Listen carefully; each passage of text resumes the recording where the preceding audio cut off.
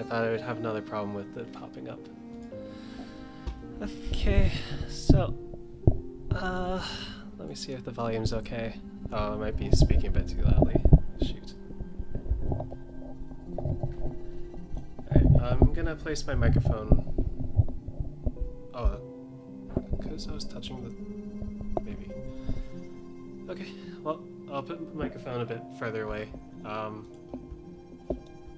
Yeah, so I don't usually do this, but I think...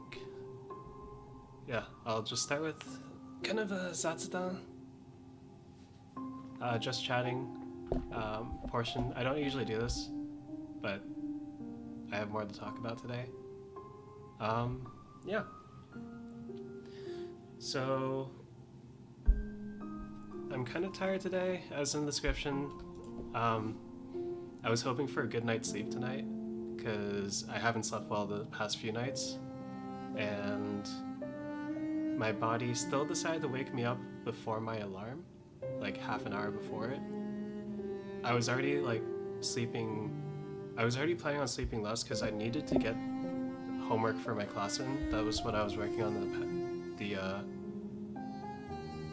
stream in the afternoon, just so I could get something in and then the class could actually get graded, because unless I got it in and like everyone else finished up, well, I might have been the last one to pass it in actually, but as long as I didn't pass it in, they couldn't get the grades in yet.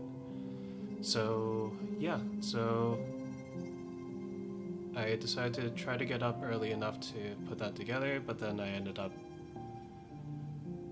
not really being able to like wake up mentally, and then ended up kind of just trying to scramble to get at least something finished. So what I ended up doing was I just took the work that I did before like actually doing the problems out in full, and added in that thing that I wrote around noon, and then just passed that in. And then yeah, the professor said, okay, you're good. So I think I'm still gonna try to pass it in. Alright, so, well, I'm probably gonna spend maybe in the next couple months to like go back over the recordings of the TA talking about the stuff, and then working through the problems in full, probably on stream, so that I can like concentrate. Because I found that for me it's really hard to start actually working, but then once I get started, it's way easier to keep going, and then my work ethic like picks up from there. And I think because I live by myself right now, my two roommates aren't often around. I don't have as much pressure unless I go into lab to like be doing work. Because I do feel like the peer pressure or like the circumstantial pressure of being inside the office kind of like it's pretty much a really good driving force. I think for me though, it's just kind of laziness to go to lab, because I have to walk 25 minutes, which is not that bad, but I sweat on the way quite a bit, and that's just really uncomfortable. And then I also have this thing, it's probably kind of weird still, when the pandemic started and I like tried to keep stuff clean, this is before they found out it wasn't like transferred by touch. I was like making sure to like sanitize like everything I could. I mean, stuff isn't as sanitary as I think it's gonna be, but I just wanted to like do my best, and that habit hasn't gone away. So like if I go out, and like, well, even just like go outside or like sit in my car, drive somewhere, most people probably wouldn't think like it's too dirty, and of course I didn't think so either. Like when I go back home to my family's house, like I do things normally. Like I don't really care too much about keeping things like clean like this. But I think when I'm in my own space, like no one else comes into my room except for me, and very occasionally a guest. and it's only a guest that I'm like letting come in. Yeah, so because this is like my own very personal space, um, I just try to, like, if I go out, then I pretty much always want to shower and change into like what I kind of consider indoor clothes, ones that I haven't worn outside of the apartment. Like I can still go into the kitchen and stuff like that, cook stuff, touch stuff that I brought from outside, but I make sure to like wash my hands. That doesn't like touch my clothes and stuff like that. I don't think it's like germophobia. I think it's just habit. Yeah, it's probably just habit at this point. Mentality problem. Yeah.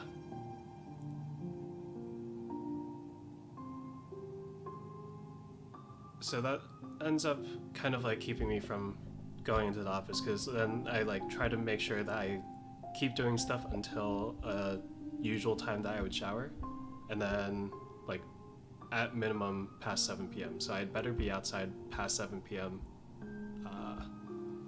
Before I come back.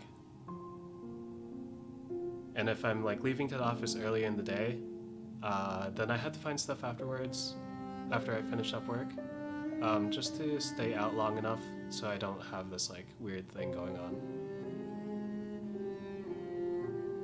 Yeah. So at least with the homework stuff, I'm not taking any classes for the next few months, so I'll probably have enough time to just be working on those problems slowly, and then making sure I get all the information that I need.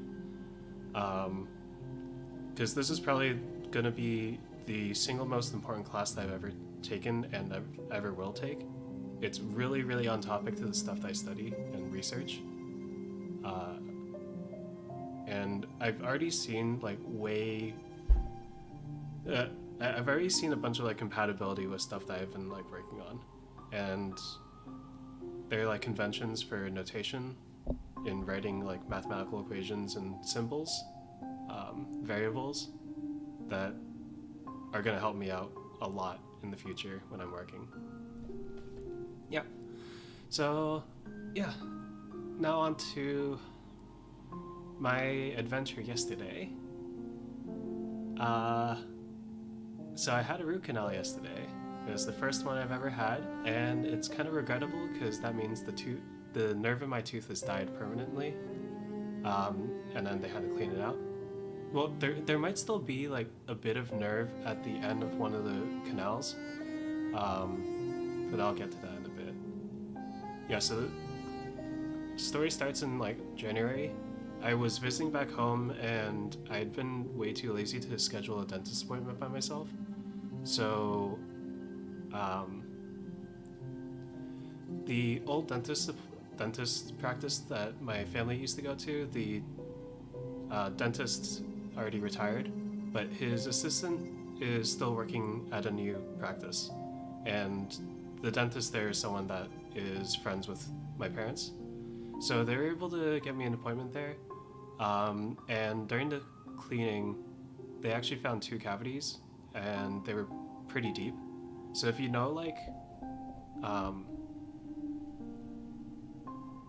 so dental practices, they'll have these like charts with numbering for the teeth, so that the dentist can more easily communicate them. So the 2 that I had were teeth number 14 and 19. And I specifically remember that the dentist was saying how there were pretty deep cavities. I mean, I hadn't seen a dentist since the start of the pandemic, so it's it's pretty. I hope it's kind of understandable why the cavities got to the point that they got to. And then afterwards, they had a bit of sensitivity, but I was like I was having like anxiety for calling people, so like calling a dentist's office to check in on it, when I thought it was relatively minor, was kind of hard to just get myself to do. I mean, now that I've actually called them and they're really nice, yeah, it'll be easier for me to like schedule appointments in the future just because I like the offices that I went to. Yeah, so they had like sensitivity to temperature. It wasn't like unmanageable. I could still chew on that side pretty easily. Just as long as it wasn't like extreme temperatures, like hot or cold. Yeah, but then I had that exam for the working streams that I had before, the candidacy exam, which I needed to pass. So, because of the amount of stress and like the inability to tell what the exam would actually be like,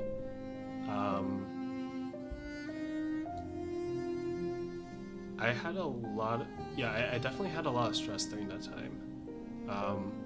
So during that time, I wasn't really taking care of my teeth too well. It wasn't that great. So my teeth were already on the decline, and then on Monday, the tooth, like I thought that both the teeth started hurting, and the pain just wouldn't go away. So then I knew something was wrong. So like Tuesday, I tried to make an appointment for as soon as possible to get like at least a checkup. Because I knew if the tooth is continuously hurting, it's either a really deep cavity that's like attacking the nerve, or the nerve is like actively dying, so I needed a root canal anyway. But then the appointment that I was able to get was for 2 days later, so Thursday. So I was like, okay, well, it's already in pain. I had a dry socket before when I got my wisdom teeth extracted. So it's like your wisdom teeth are extracted, your gums have to heal over, but then if the gums don't actually heal over, your nerves end up exposed. So like any like saliva or food that you eat or like air, that can end up irritating that exposed nerve. And if you look up dry socket pain, there's very, very, very few over-the-counter painkillers that have any effect at all. So like you usually, after you get your wisdom teeth out, you get a pretty strong painkiller.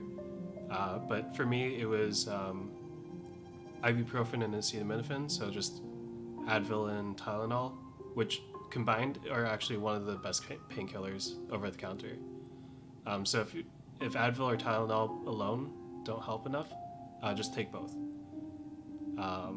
The regular amount, and then the two act differently, so you're not going to have any like I guess from the DARE program, it's like drug synergy, that kind of stuff.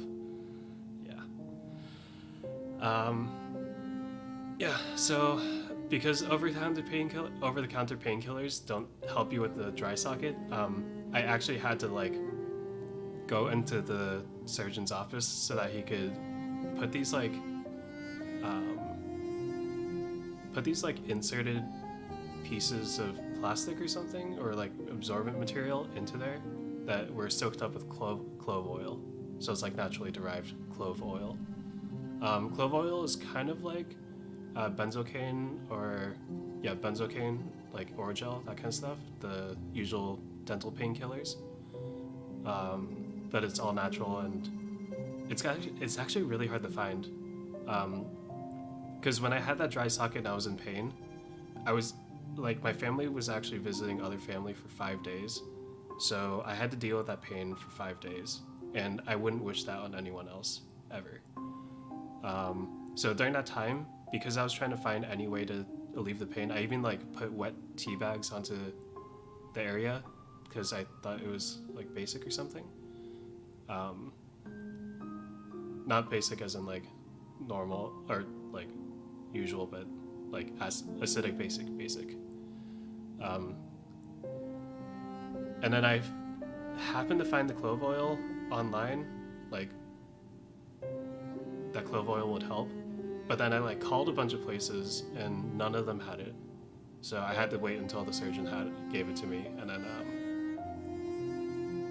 yeah, that at that point that was the worst pain in my life. So Tuesday, that was like the amount of pain that I was dealing with.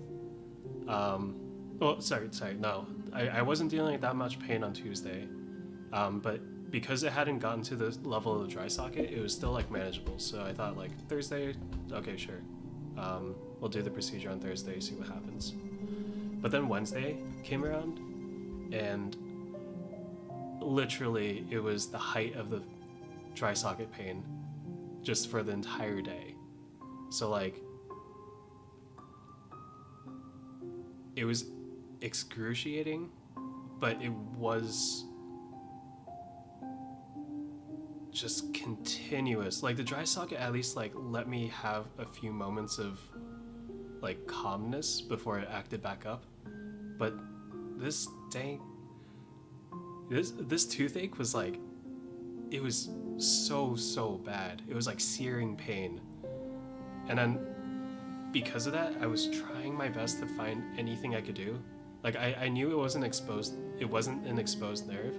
So maybe painkillers would work.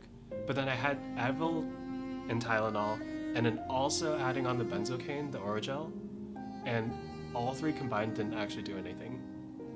So I just ended up like laying on my bed and tearing up because of the pain. I wasn't actually crying, but like it hurt to the point where I just could not stop myself from tearing up.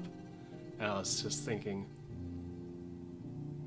can I find this like level of pain funny in any way? Just to, like make it feel better at all? And no, it was just way too much pain. So then that night, like I just straight up couldn't sleep. I was like, is my life over? I literally tried everything I could that I had to my disposal. I like took more Oragel than I should have, and then just like held it with my finger against the area, and just held it there until anything would happen. But then like it would help for like a second, but then it would just come right back. And then I found out at one point when I was laying on my pillow that if I like laid my hand across my face and just like pushed down, it would at least like take care of some of the pain. I think it's probably like adding more sensation to the area, so it like distracted me from the pain a bit. But then I realized I can't like push against my face the entire night. So yeah. So then I was just laying there in absolute pain, tearing up, hoping that just the time would pass and I could just get to that office. And I was like still 10 hours out at this point from actually being able to go to the appointment. And then for some reason I ended up falling asleep, and I woke up around like 5 hours later, so like 5 a.m. and then did the entire routine again. I like ate the painkillers, added the Oragel. It was still hurting, but I knew because I fell asleep that if I just like tried really hard, I would actually be able to fall asleep. So then when I woke up around like 9:30, I realized that I had slept way better than I thought I should have. And then I realized that the pain was completely gone. So it's either the Advil and Tylenol came in clutch and actually took care of the pain this time, or my second thought, and what I actually thought ended up happening, was that the nerve literally died that morning. So it was like on its last legs, screaming at me, telling me to take care of it, and then it just died right at the last moment. So if I'd gotten like an emergency appointment for Wednesday, I think the nerve still would have been slightly alive. But then, yeah, yesterday when I woke up, it was just dead. So then of course I was like, well, if I just leave the dead nerve there and the bacteria that's inside, cavity stuff, yeah, it's not gonna work. Well, I thought at the time that it was both the teeth 14 and 19 that had the nerve dying. because just that entire left side of my mouth was just on fire. So I thought, like, okay, well, it must have been that the nerves in both teeth just like died out. So then I just like dragged myself to the dentist to get the checkup. I think it was slightly better because everyone, like literally everyone who talked to me there was really, really nice. So like the receptionist that I was talking to on the phone to set up the appointment, she was working there again that day, and she like seemed happy to see me. I don't know if it was like her customer service smile, but it actually seemed relatively genuine. I'm just hoping that like my interaction with her on the phone was actually like quite nice, so then she was nice to me. I do find that for like service stuff. Yeah, it seems like a lot of the bad reviews or like bad experiences are pretty often people who just like are not nice to the people who are working for them. Because like, yeah, servers or like service people, they're people too. And if you actually treat them like people, they're gonna be bros. They're gonna help you out. Yeah, so like I got sat down, the assistant was nice enough to like listen to my entire spiel. Like I gave them my life story for the year about my tooth. And then they took like scratched some notes onto this like laminated paper. I don't know if they actually got down all the stuff that I wrote, that I talked about, because I just kept rambling, making sure that they knew the full picture if possible. So then they took the x-rays, and then the dentist came in and she did some tests on, well, she started on tooth number 14 just to diagnose the problem. I think she had taken a look at the x-rays and it seemed to be that tooth 19 was fine, the bottom molar, but then tooth 14, the top molar, was not happy. Well, of course it's not happy because it's literally dead.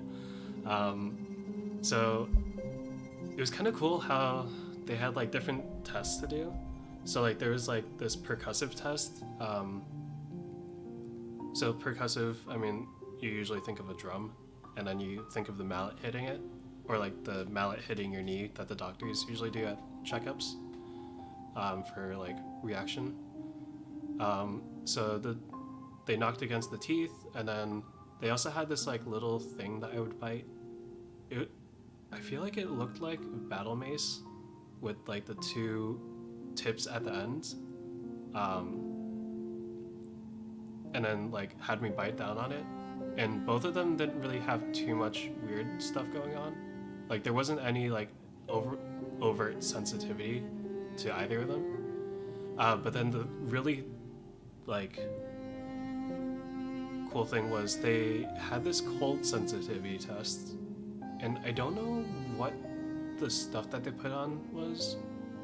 They had this like little piece of cotton with I think it was menthol, probably, because I know menthol is like one of those things that makes things feel cold, just like how capsaicin for spiciness makes things feel hot. So then she put it on like my way back molar. I think it's tooth number 15 probably, so that I could like tell how much a healthy tooth should feel the menthol. She called it a control, so it's like a regular experiment for like hypotheses. You have a control that is a normal condition, and then use that and then compare it to something where you change a variable or like condition. So yeah, so she put it on the healthy tooth. I felt the cold, it kind of hurt, and then it just went away really quickly. And then she tested another tooth for like consistency's sake, and that tooth was also fine. And then she put it on the tooth number 14 and literally didn't feel anything at all. Like I think we all collectively were just like, yeah, your tooth dead, when I didn't actually have any reaction at all. So she was like, yep, needs a root canal. So then that meant that, oh yeah, so I think, yeah, as just to make sure, I asked for her to do the cold sensitivity to tooth 19, and immediately it was like, yeah, it was fine. I might still have a cavity though. I still need to see if it like continues to hurt. But I would take a cavity over a root canal needing tooth any day. Yeah, so...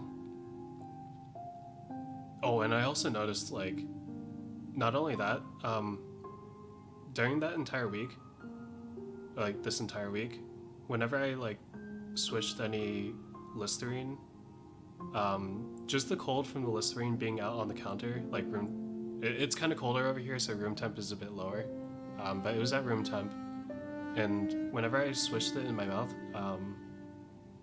the teeth like really hurt. But then that day, yesterday, I was doing that, and then yeah, I didn't feel anything at all, so I knew again that something was different. Yeah, so because tooth 19 was fine, it was probably the pain from tooth 14 that actually like straight up radiated all the way down, so it felt like the pain was in tooth 19 as well. So like, yeah, it's kind of crazy to think that like teeth hurting can make other teeth feel like they're hurting. So because of that, the dentist, I don't know if like a lot of general dentists do this normally, but they might just not, yeah, it might have been just too deep of a root canal to do. So they referred me out to a specialist, an endodontist, who are like really, really trained to do this kind of treatment. So the receptionist, she got me an emergency appointment at this one endodontist place that they work with, and then handed me a pamphlet with the like name and address for this place, this practice. And then oh yeah, so even though I got the root canal yesterday, what the root canal would do was like you would just get a regular filling, like a regular cavity filling almost, to like cover the top of the tooth. And then later on, I've already gotten, yeah, so I scheduled an appointment with them, with this office, to get the permanent filling for the top side, and then also a crown. But I don't know how much that costs, so I need to call them about that. Yeah, because I'm going to be flying back to my family and then staying there for a month. So I wouldn't have enough time between now and the flight back to, or now and the flight over to my family to get the crown stuff done. Yeah, so I got the pamphlet. They showed me, okay, this is the address here. I'm like, alright, I'll drive there. So then I drove over the address, and it was actually like really close to this one shopping plaza that I go to a lot.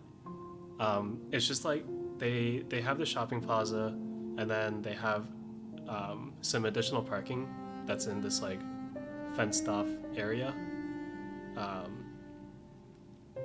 And then a little bit further from there, there was this like building for urgent care, I think. So I went in. I think the receptionist, she was talking to someone else on the phone. So then someone from the back came in, and I gave them the pamphlet, which had information written on the back for like what I needed. And then I sat down and waited. I was like, okay, yep, I'm ready for this root canal. And then the person who took the pamphlet comes out, and they're like, are you supposed to be here? We didn't get any information about you coming here. I'm like, what? So it turns out, it turns out that the pamphlet was like 5 years old, and the endodontist had moved there like years ago. So I don't know how the dentist office that I went to had pamphlets from that long ago, and they're just like, were they like still just sending people to this place? And they just didn't, like, no one said anything. I was like, yeah, I was kind of confused. I thought it was funny. I had to drive more, but yeah, I mean, I was already getting root canal that day. Nothing else is gonna make things even worse. So yeah. So yeah, the the wrong place. The receptionist was like, they were nice enough to like give the actual location to call and be like, yo, the pamphlet was old. They gave him the wrong address. It's gonna take like 15 minutes for them to get to your place. So I got the address from the person on the other end of the line, which was good. Drove to the actual place, and then yeah, so I got to the endodontist, and then the receptionist had me fill out a bunch of forms. So usually you would have like the written forms, right? But then this place actually had a tablet with a attachable keyboard so that I could fill it out. But then I was trying to use the attachable keyboard and it lagged like hell.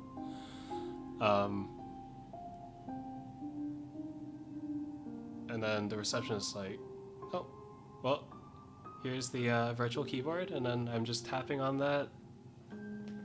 It took so long. So then, yeah. So then I finally got sat down inside, and then I literally gave the exact same information that I gave to the previous place. Because otherwise I'd have to... I mean, I did fill out the online release form, but I didn't do it before I went into the office.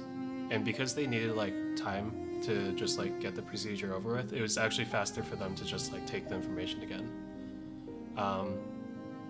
And then because I didn't get the released information to them earlier, I guess.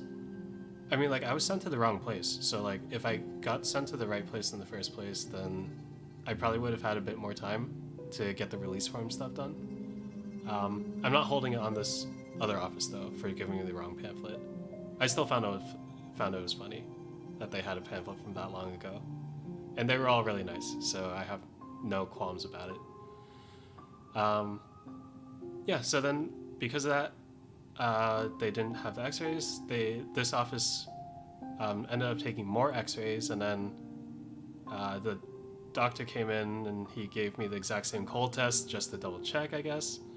And yeah, that doctor was like really, really personable. He was like really easy to talk to. Yeah, so then they apparently needed more information. I don't know exactly what they were getting out of it, but it's a CBCT scan. So like CT scans are something that a lot of people know about. I think CT scans, CAT scans. But the CBCT scan is kind of like 360 one. The machine is kind of like, if you ever got braces before and they had like this X-ray stuff, and it's like a 360 degree X-ray thing, it looks exactly the same. But then, yeah, the assistant told me, yeah, the CBCT scan, it's necessary for the procedure, but it would add $350 to the cost. Yeah, so then after they took the X-ray, the receptionist, they called me over to talk about the pricing, and yeah, my insurance benefits will roll over by the time I have to get the crown, so the crown will be covered partially. But this root canal plus CBCT scan, even with the full insurance coverage that I had, it cost me like 5 or 6 months of savings. And they didn't have a payment system for a payment plan, so I couldn't like pay it out over time. So I had to put it all on my credit card. So I think I'm gonna be eating really frugally for the next like year, just to be able to recover. Like I honestly think that if I stay in the PhD program, I will actually never financially recover from this kind of procedure. And no, like I have a car, so all the car costs are also going to be like racking up. So I don't have as good of an avenue for making a living right now with the current stipend. But that's because of these like extra costs. Like if I had the bare costs, I didn't have a car, and I didn't need a car, then it would be fine. But I need a car to go around the city. So yeah, So there's 5-6 months of savings down the drain in a single day. So my wallet literally died along with the tooth nerve yesterday. And then, yeah, the 5 to 6 months of savings, that was also after the receptionist took another $350 thing off the itemized list. So then, yeah, it sucks. Yeah, but then, thankfully,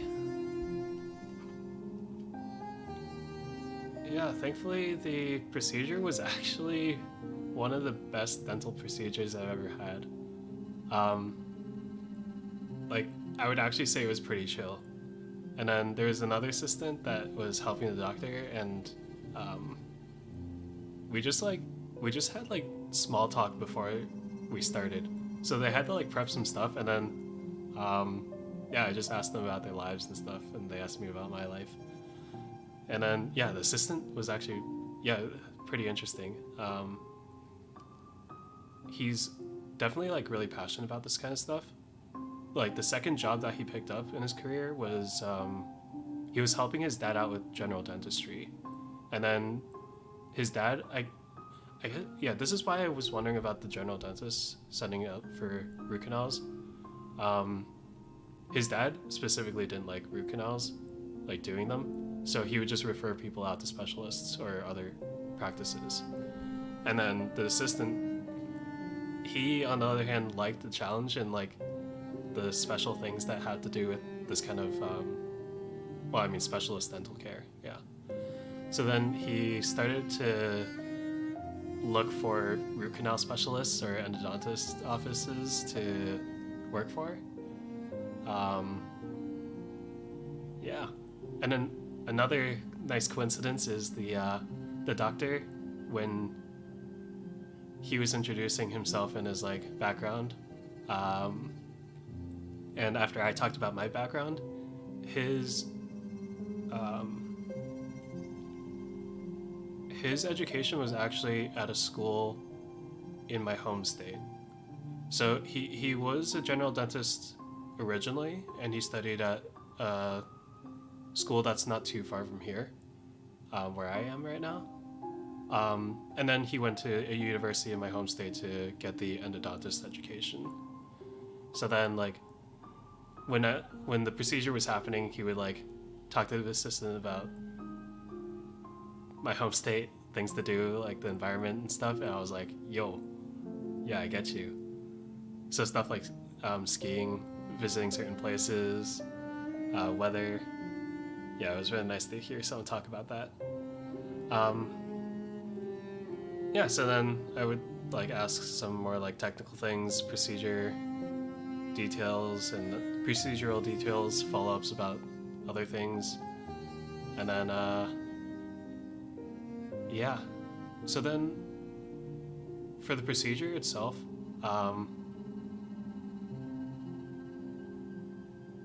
it was kind of different from what I usually was used to. So I always have like a problem keeping my jaw open the entire time. It gets way too tired. And I don't know if I've had this before. They have this like oh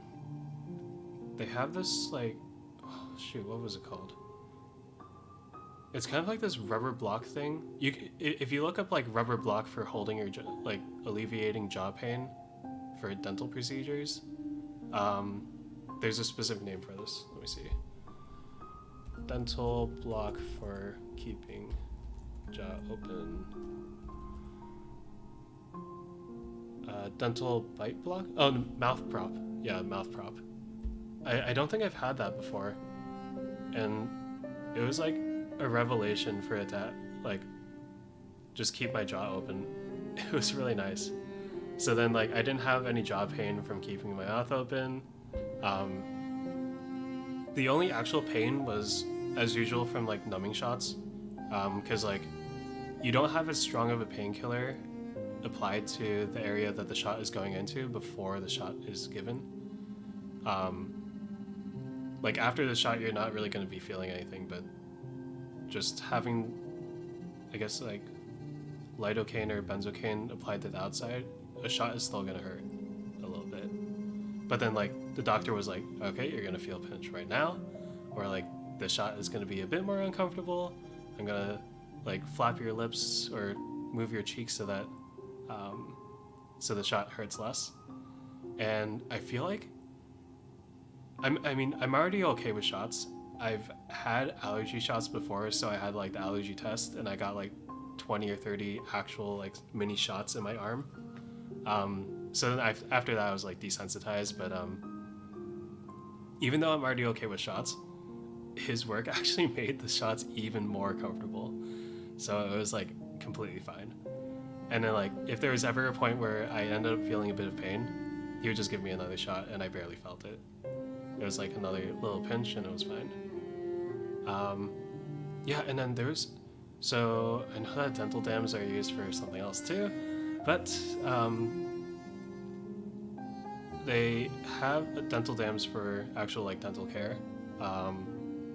So it's kind of like, yeah, it's like a rubber plastic sheet, and then there's this like band at the center that allows you to loop around whatever tooth that's being worked on.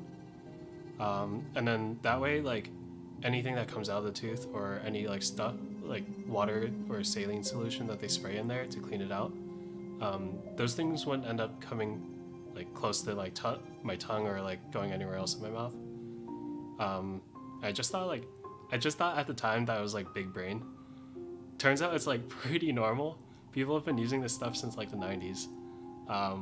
But I haven't had it before, so like, what's the deal? More places need this, or maybe it's like too expensive to do, but it's like, it's so big brain. Yeah, no one really likes like tasting like sour stuff that comes out. Eh.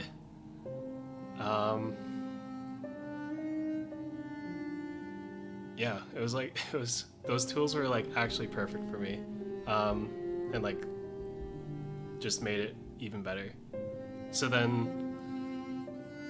yeah, there's the boring stuff, I guess, that's like the actual root canal procedure itself.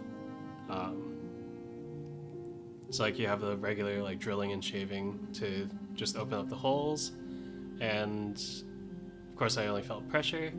And then, yeah, so he actually, yeah, so when he was cleaning out the canals,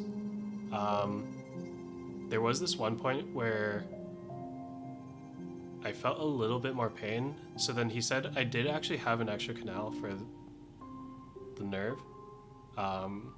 And I like literally came in pretty much right on time for that part of the nerve to be barely alive. And molars usually would have, what was it, 3 canals? So then I guess I had a 4th one that kind of like is maybe less usual, but it's still pretty usual, so they know about it. The assistant later on, he showed me x-rays that would like show me that there was this fourth canal, but I have no idea what he's looking, like what he was pointing to, or what I was looking at. All I saw was like this like white band that was like across something that was darker, and then another white band that came out from something else that was darker. Yeah, it was nice to have like people who were working on my teeth that were like actually passionate about the stuff and were really interested in learning about stuff even more. And then the assistant was only there at that practice for like 2 months at that point, so he and the doctor were like chatting away while doing this stuff too. Yeah, and then there was this really cool thing, or at least I find it cool because I'm a nerd. So, oh shoot, please.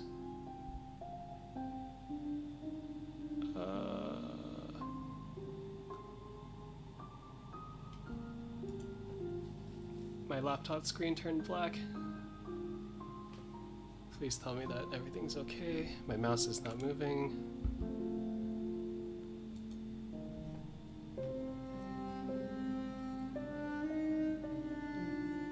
Okay. Oh, there we go. Wonderful. We're still alive. Nice.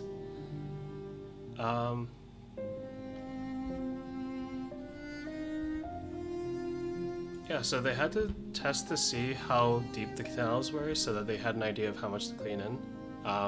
So there's, so if you've ever seen like a defibrillator or AED, which is the thing that people use when someone goes under cardiac arrest, it's usually like taught in CPR training, um, and it's kind of slightly similar to like the clear boom, that thing, but the pads that you apply to the body for the AED is to complete a circuit that ends up having the electricity go through your heart to try to jumpstart it.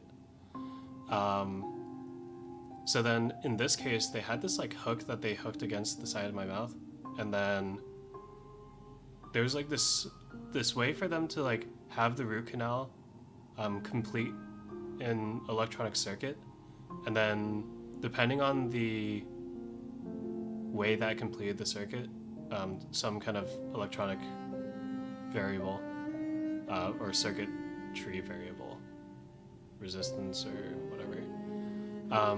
No, it's not. It's definitely not resistance because that would be a resistor, or capacitor or whatever else has a resistance. It's probably like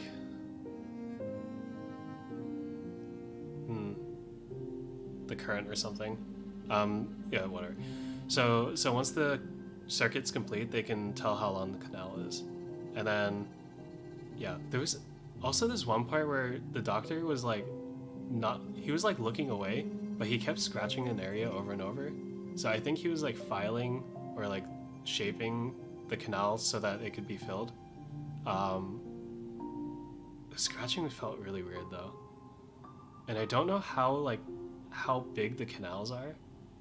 I mean, I haven't seen them before. My teeth are only so big, so I don't know how big they could be. But yeah, he was just like scratching it, and he like looked away and kept scratching. I was like, is this okay?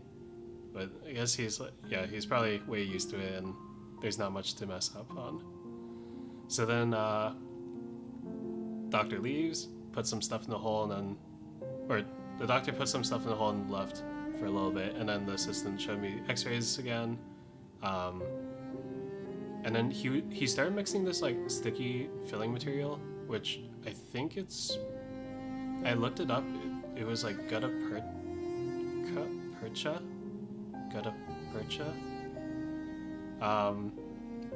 and then the doctor came back after he finished mixing it, so then they dried out the canals with these like, they look like just tiny little sticks, but he said that they were kind of like rolled up paper towels almost, so then they would like swell up as they absorbed stuff, and then he would just like pull them back out, so that the canals were just completely dry. And then I think the assistant was like really interested in what the gutta percha was actually made of. He was like, oh, it's not actually like synthetic thing, it's a all natural product, but do you know what it is? And then he's like, oh well, I could just look it up later. So like at that point I was like, if I have any other like technical questions that I could just look up later, I'm not gonna ask them, I'll just look it up later and not bother them for it. Yeah, so I did actually look it up too. It's some kind of, it's like some kind of latex that's extracted from a type of tree. Yeah. And I think it was the gutta percha or like some kind of other part of the filling. They like suddenly mentioned that it was just cinnamon clove scented, right in time for the holiday season. I don't know exactly what it was, but then I literally did smell cinnamon clove, and then what they actually do is kind of, yeah, it's also kind of cool. So usually if you get a cavity filled, the way that they usually dry out the filling is by using UV rays, or like that like UV lamp. So if you ever saw like them holding something with this like orange looking shield and then your mouth glowed blue, that's UV rays just to dry stuff out. But in this case they had this like something bee instrument. I know that there was a bee in the name, and it looked like it was just this like thin piece of metal attached to this tool. And then he was like, oh yeah, so this like heats up the metal and then it'll heat up the filling and make it hold. And then when they were like applying it, I could literally see like bits of smoke that looked like a just extinguished candle just like fizzle out. And then yeah, that was pretty much the filling. I mean, the filling is still like kind of rough. They didn't do the colored sheet that you bite on, and then it like colors the filling, and then they can just like shave off the colored part to make it fit your natural bite. Yeah, but mine is still rough. I think it's supposed to like smooth out over time. I mean, it's gonna be like it's gonna be drilled out anyway in like a month, so it's whatever. Yeah, and then that's pretty much my story for the root canal. I fist bumped the doctor and the assistant before I left, and then now I'm taking amoxicillin for the antibiotic. So my stomach is relatively queasy at times, but yeah, it's bearable. And I also, if I had to get a root canal again, I definitely want to go back to this place. I don't hope to get a root canal again, but if I have to get a root canal, this place is like literally perfect. And then, so then after that, I went to Costco because I have rewards to pick up. It took a while to get the rewards actually, because it was busy and I didn't know exactly how to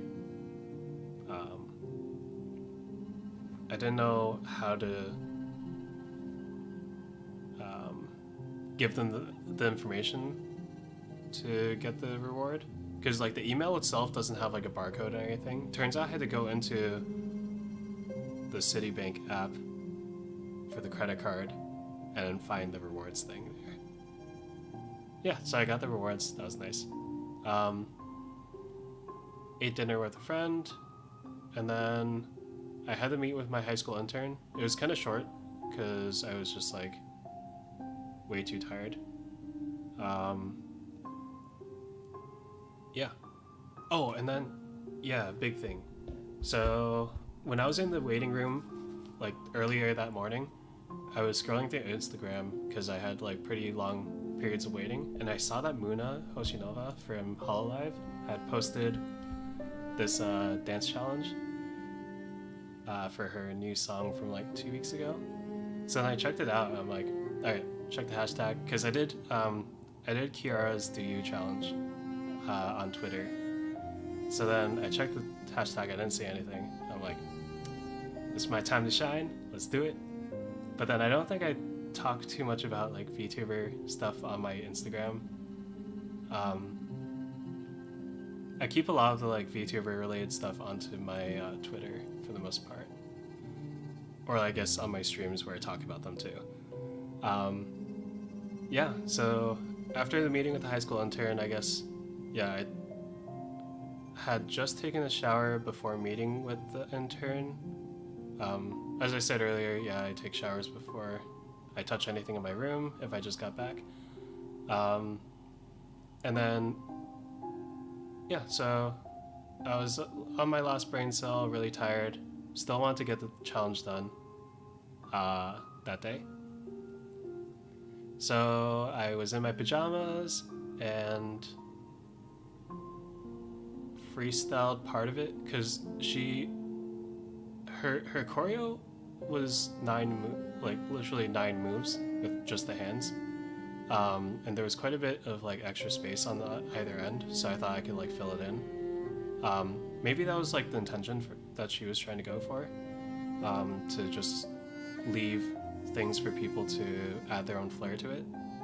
I mean, the choreography is like extremely simple compared to DU, because it's all just hand motions. I guess for people who aren't used to dancing, there's only this one tricky part where you have to lift both hands together upwards for one move, and that's pretty easy to miss, to an untrained eye, I would say, as like a separate move rather than just like a transition that naturally happens. Yeah, so I just like freestyled before and after, and then decided to use my Toothache to do a silly version because that's what my single brain cell was telling me to do.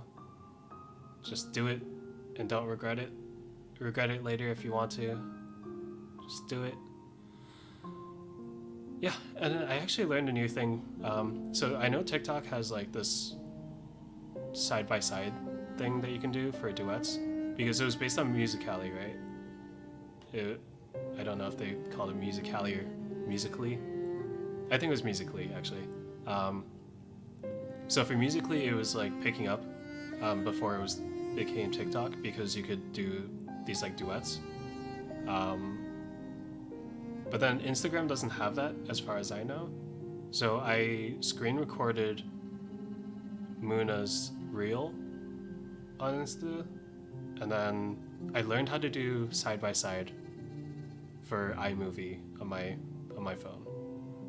So yeah, good to know that I can actually do that. Yeah, and I got way more traction than I imagined. I also realized that Muna didn't actually post the challenge on Twitter, like Kiara did for her challenge.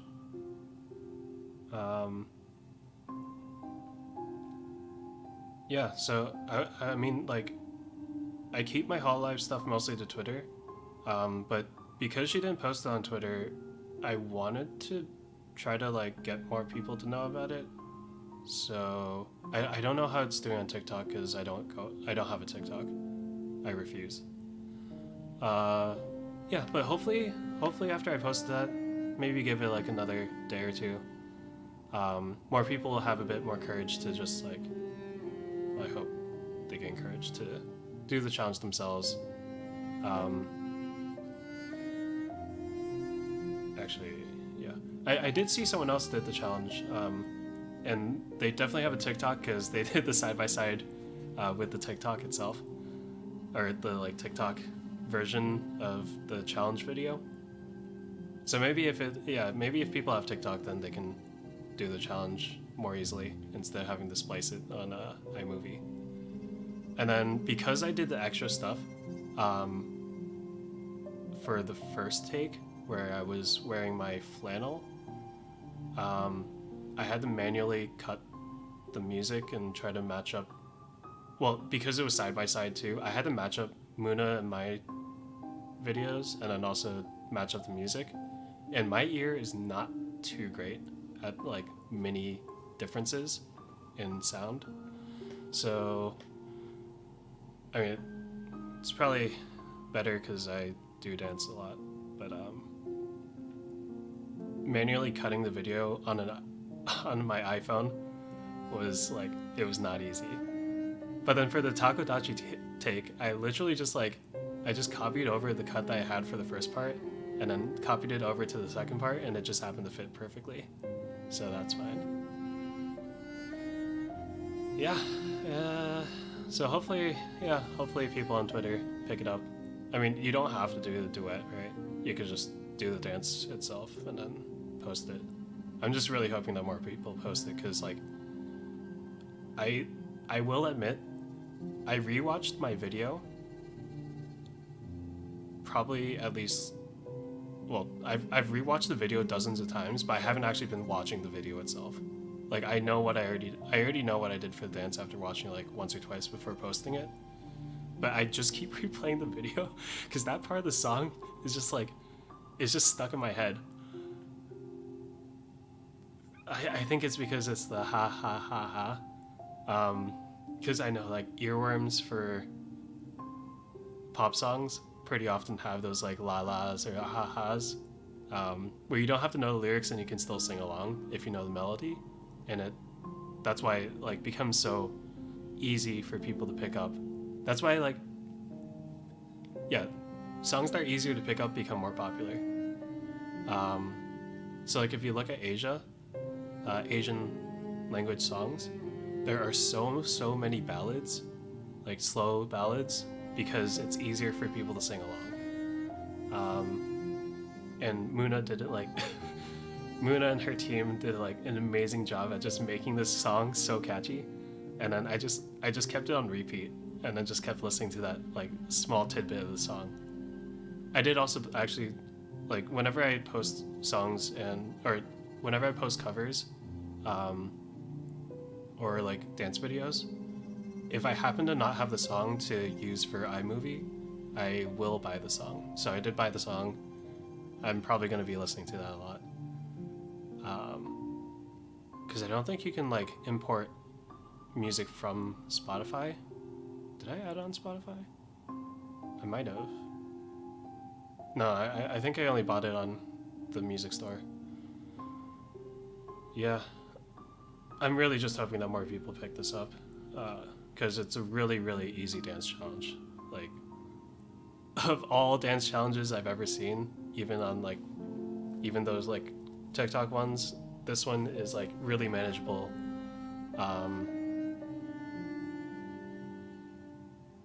Yeah, you just gotta have confidence, right? I noted that I didn't smile in the video because having danced for so long, I can't really imagine dancing, I guess, like, without considering my facial expressions. And I didn't know, like, yesterday was actually the first time I heard the song. Actually, like 2 weeks ago I did not know about the song coming out. Yesterday was the first time I heard it. So then I didn't know what the lyrics meant, but then as soon as I read the lyrics, I felt like I could see I could see it being both good and bad that I didn't smile. Like, not smiling and doing the fun moves would definitely fit the lyrics too. But then I feel like smiling, I mean, it fits what Muna did in her video. And yeah, smiling is also something that's done in the music video itself, which I just watched today. So I kind of felt like, yeah, smiling might have been nicer. Actually, I haven't checked tweet in a long time. Oh god, that's a lot of likes. Please. I'm just hoping I'm just hoping with so many people seeing it that they would actually do the challenge.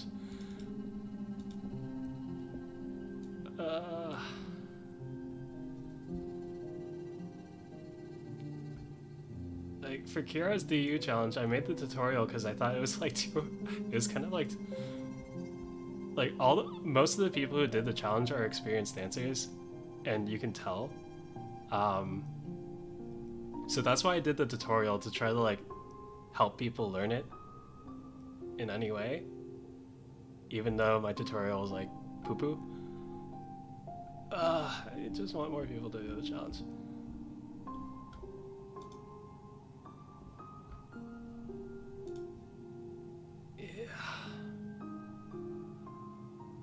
Because it's fun watching people, like, I'm a big advocate for people dancing. I mean, it saved my life, literally, so I guess that's kind of like forcing my worldview on people, but yeah, dancing is really fun. Dancing is really fun. Oh man, that was an hour. So this is how people do Zasadans. They have interesting lives that they can talk on end about, and then if they have like comments, it's even longer. Oh god, my shoulders. I'm just stretching. Okay, so I was like drunk as hell last time I played. I watched like the end of the VOD. Wait, where am I? Oh, okay. I watched the end of the VOD to see how smashed I was. And I not only realized that I was extremely smashed, I also realized I have no idea how I was doing what I was doing. Like, I have no idea what I'm... Wait, how do you do this again? Oh wait, I need soul. Oh, I need to relearn my... It's been a week. I need to relearn the controls.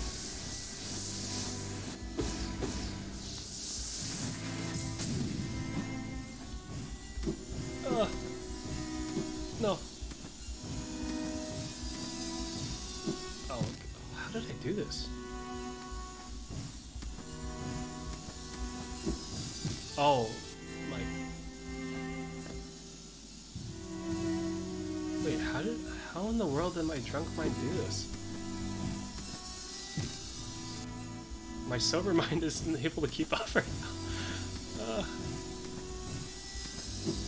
Oh.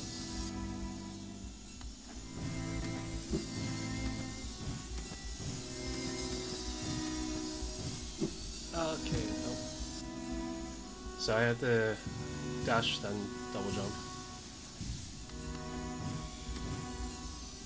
Oh yeah, I also got to like at least this small checkpoint.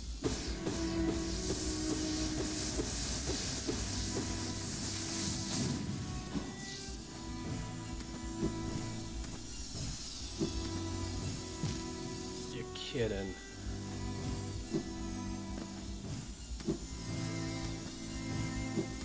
Oh god. Oh, I had a good warm-up last time because I was doing the dream bosses. What the?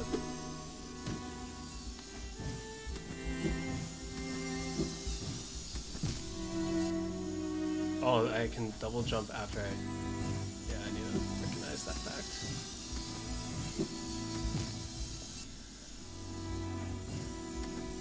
Yeah, so I at least had the dream bosses to like prime my mechanics last time. But I'm working off of 0 right now.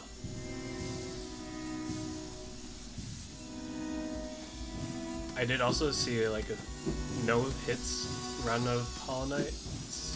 Path of... Oh god. Oh.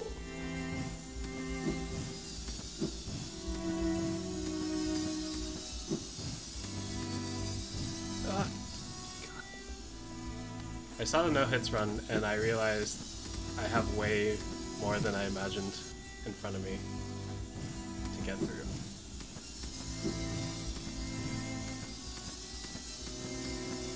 And with how tired I am right now, I don't think I'm gonna... Oh, I can jump early and then just double jump. Yeah, with how tired I am right now, I don't think I'm gonna make it very far again.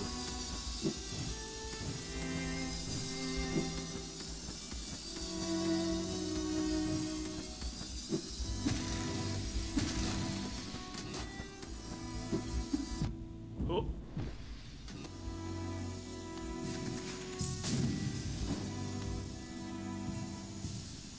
So I think tomorrow...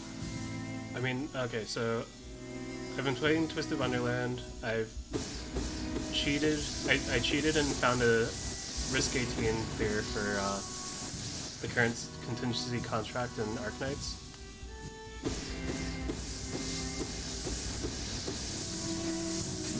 And then just like cleared it in like 15 minutes. Because I don't have a honeyberry with masteries. So I had to improvise and bring Saria for extra healing, and then Exocii and Blue Poison for additional damage once my Thorns died.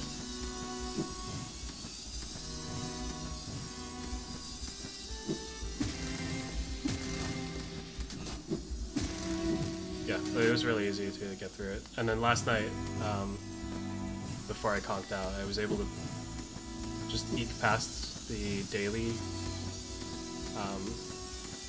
Risk 8 and the challenge mission.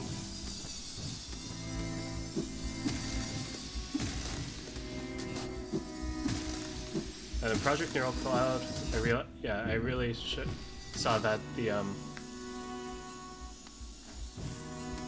events that they hold are... It's a lot of stamina usage for each key collection.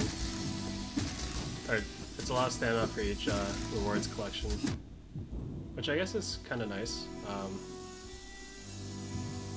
I don't have to play as much. They literally made it a side game, and I think this event like really shows that off.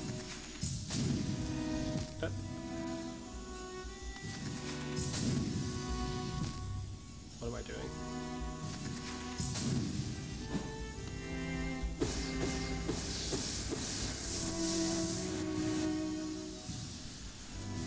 And then I still had to get through the Genshin TCG stuff. Yeah, today I had work, so I didn't have time. Twisted Wonderland has the event I need to get through. To talk to a friend about it. I already said that. Oops. Puzzle and Dragons has the current heroines egg machine. I mean, I don't really need anything from it, but the event has a lot of stuff in the shop that I want to pick up, but it costs way too many rainbow tickets. I might just blow some of my event coins on it, but if I can farm up at least like some of the rewards, that would probably end up being better. Okay, I think after this bug, I don't remember how it worked. I think there was like a... Oh yeah, it was another set of saws.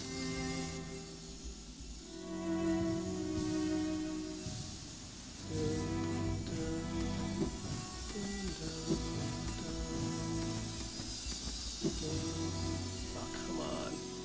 So close. Yeah. So I think tomorrow I'll like bang out some of the Genshin stuff, especially.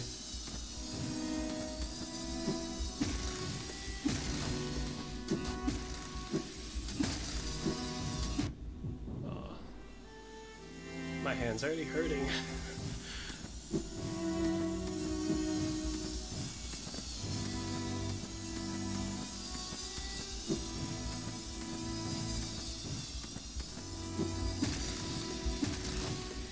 Yeah.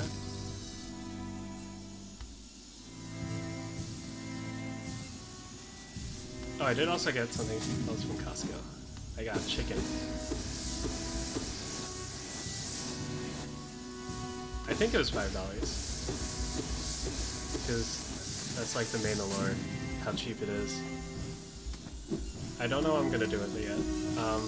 At least for the carcass and some of the breast meat, I know that I'm gonna use it for chicken soup after a recommendation from my dad.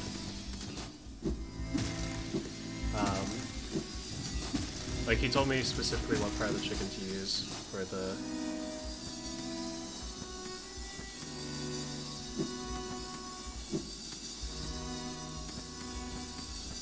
here.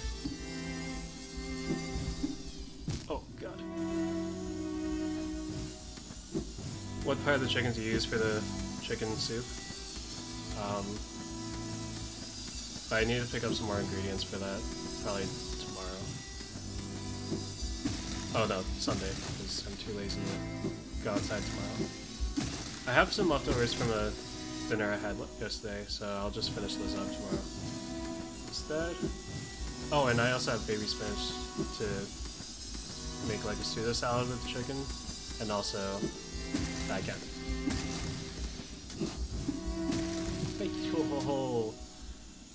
I love baguettes now. So simple. It's so effective. I'm getting hungry.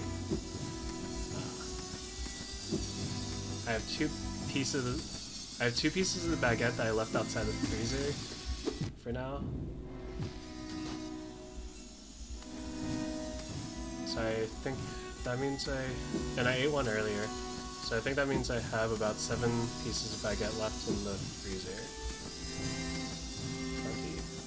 Oh, there's also the bread that my dad made for me like 6 months ago. That's just been in the freezer all this time. I need to eat that too. But that's gonna last a while, so I don't need to rush it. I should just dash across there. Okay, muscle memory's kicking back in.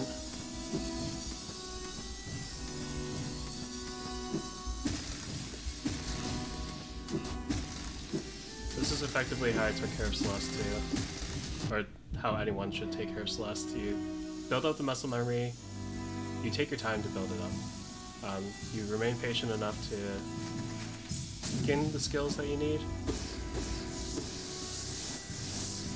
and accomplish your goals. Just do it.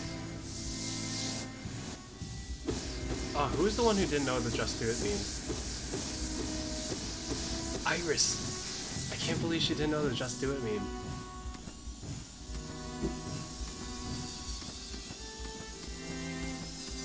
Like, the Eat 'em Tomorrow meme earlier this year was one thing, but like, the Tomorrow meme? Really? No, the Just Do It meme from Shia LaBeouf, one of the most famous memes. Culture. Missing out on some culture right there. Oh.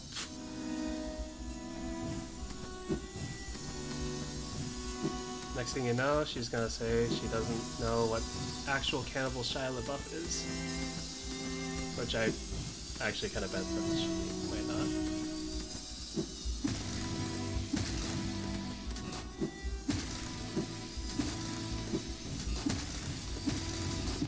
Yeah, so also some of the people on the Twitter post, they were like, oh, you're a Takodachi too, I see. I'm like, who's not a Takodachi? I mean, out of the myth mascots, of course, like, tacos are just so representative in all ways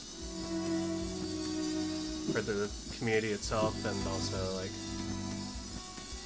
yeah, cool stuff. Oh, what the? I parried that. Oh, they gave me 3 messages this time. Okay, let me get onto YouTube Studio and take care of that. Of all channels, it's someone with like 1 or 2 viewers at most. Kinda odd.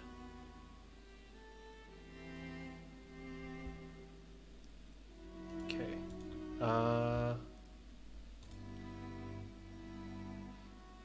I should really like get partway through the process of getting onto the stream, because this keeps happening.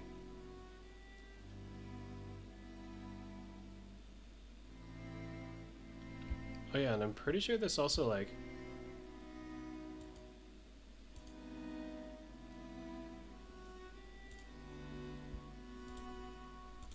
Okay, report, and then...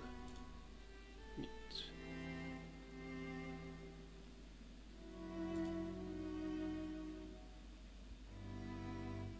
Yay.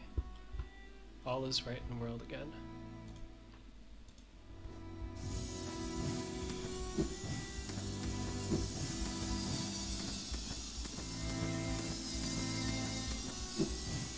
Oh, and finally, okay, so I had to... I got Faye's broad cap. I just thought it looked like absolutely sick. Really, really good design. And then I think I mentioned this before, but I accidentally missed the UPS or USPS delivery when it arrived. Because maybe it's like, yeah, so when I received it this time, I had to sign for it again. Or sign for it. So I already had the like informed delivery stuff, which should be like this online signature, so you don't have to sign it off. But I guess, yeah, I guess for like international packages, they like require the signature. Or maybe it's just Japanese packages and specific countries just want that signature. Yeah, I'm not sure what it is. Okay.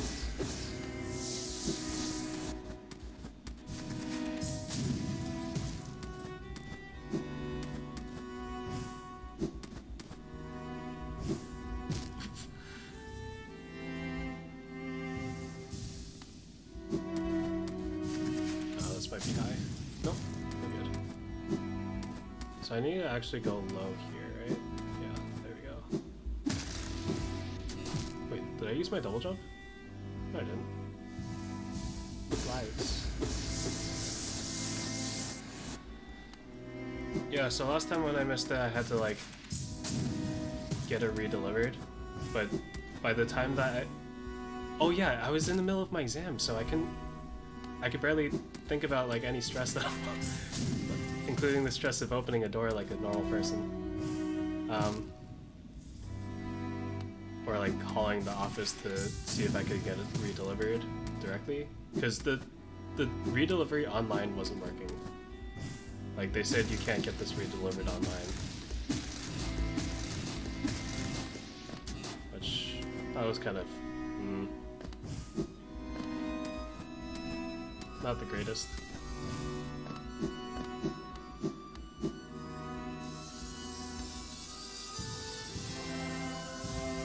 Oh, they added in some more music. Oh. I think by this time I was way too drunk to realize that this was happening. How do you do this? Nope. Oh, that's how. Okay. You can just dash up and then... There we go. Oh wait, shoot. Yikes. Dash to the other side. Got it.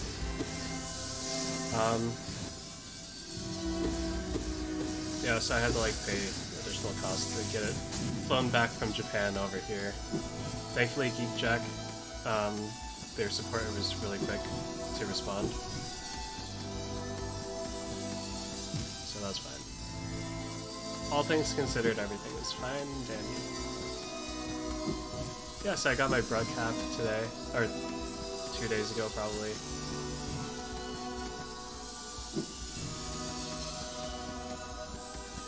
How do I do this? Jump over, and I think I have to go under that platform, or that wall. Shoot. Yeah, the brug cap does actually look sick in person. So I'm really happy with the purchase. Since the person who spent months of his salary on, or months, it's like half my salary per month. Yeah. Freaking root canal.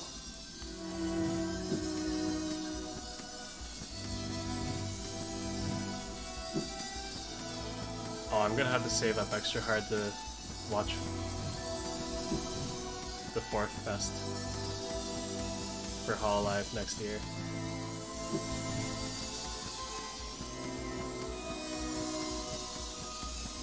Oh, come on. Come on, mate.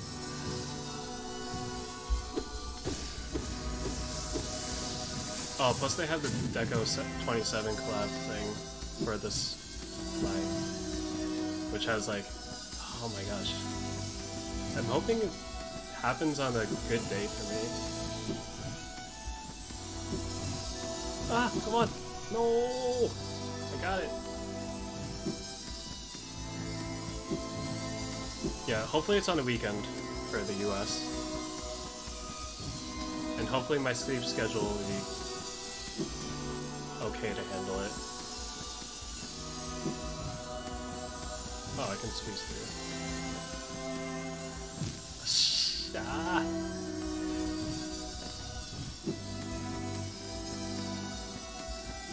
I'm really excited to see like the new girls' 3Ds. Oh, especially Iris, huh?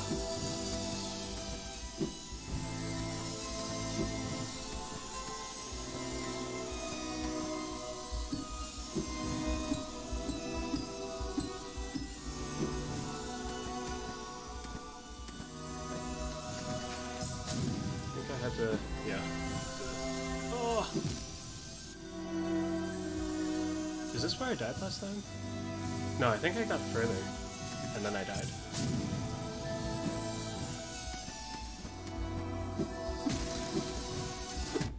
Are you...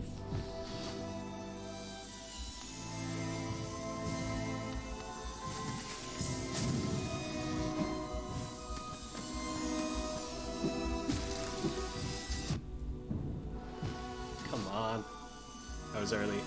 Or I was late on the downward hit timing.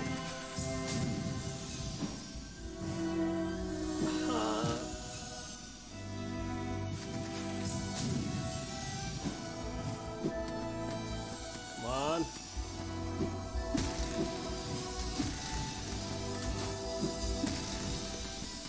Oh yeah, this is where I died.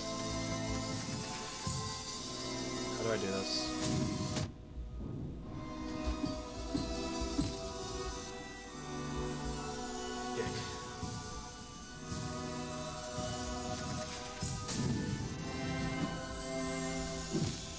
Well, at least they're nice enough to give you an out to go back to the beginning of this area. If I can maneuver. Or I just take my loss and have to redo that earlier section.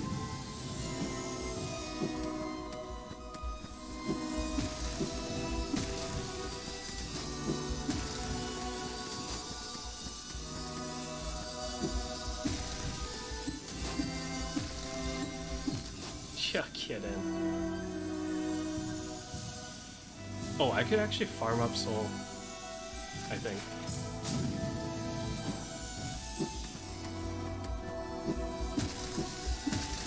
So the plan is to hop between these two bugs here.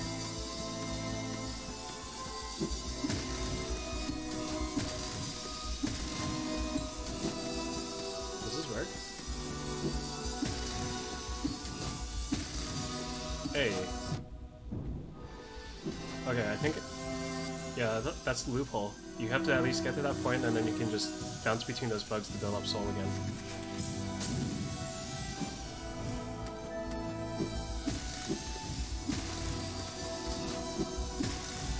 Ah! Nah! Nah!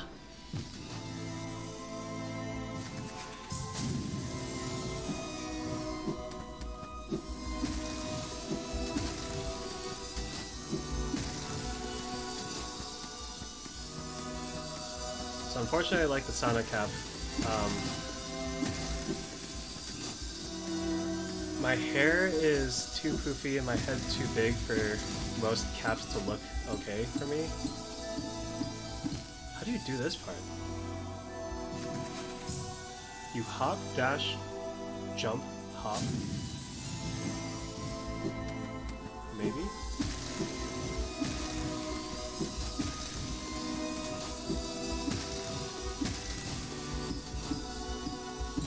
Wait, why am I getting hit by that one? Okay, I'm gonna build up some more soul before I move on to the next section. Just in case I need... Hey.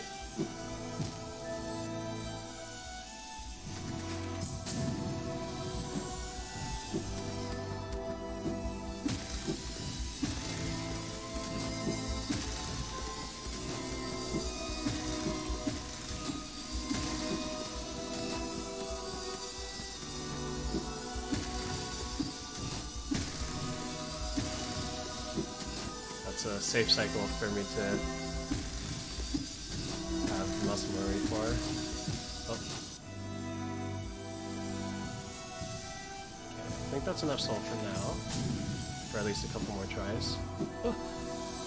For one more try. Oh, not two. Yeah.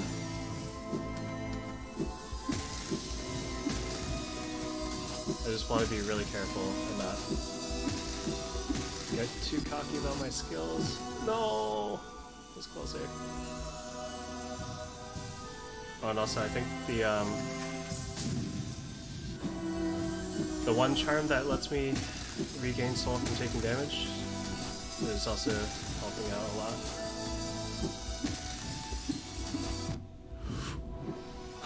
That was salvageable, but I didn't hit it.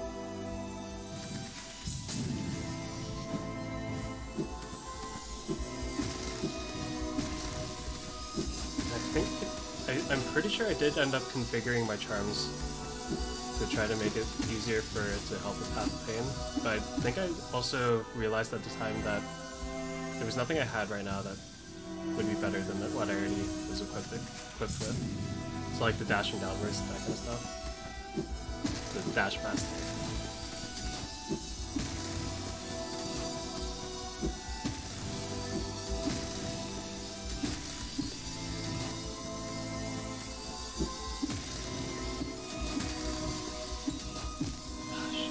The downward momentum is, I think, throwing me off the most.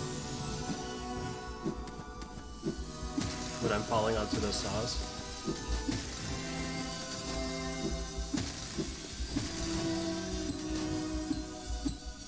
Yeah, there we go.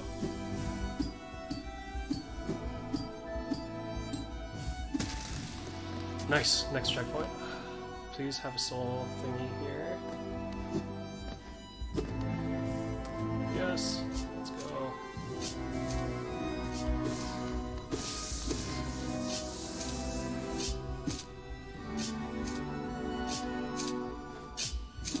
Oh, I'm gonna have to get way used to these timings too. Shoot.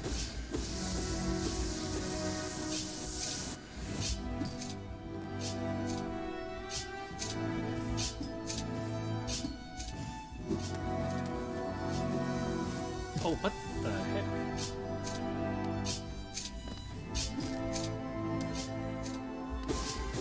This is gonna annoy me so much.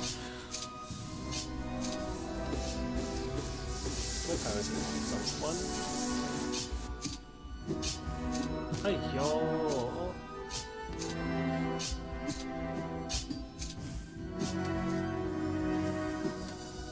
I should have dashed there and then jumped.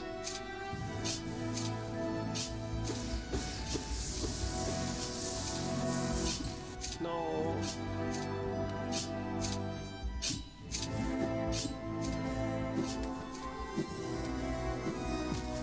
Okay, dash, jump. Hiya!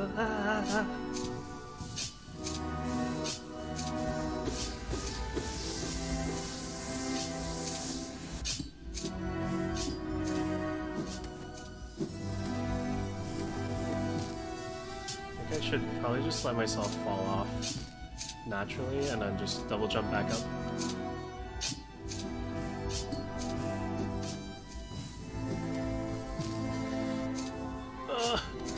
Short hop. Got a short hop.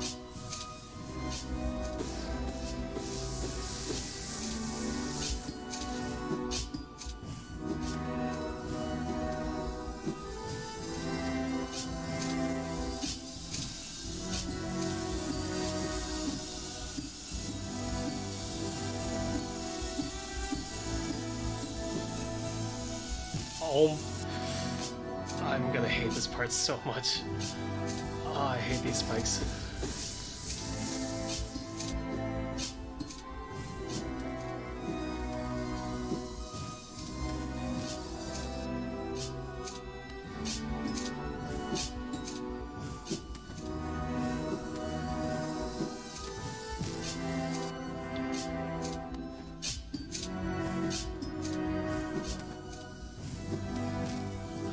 Go over.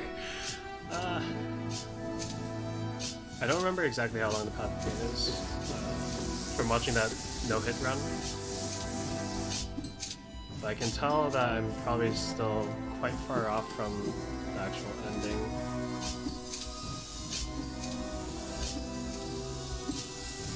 Oh, I had a long nail upgrade. I forgot.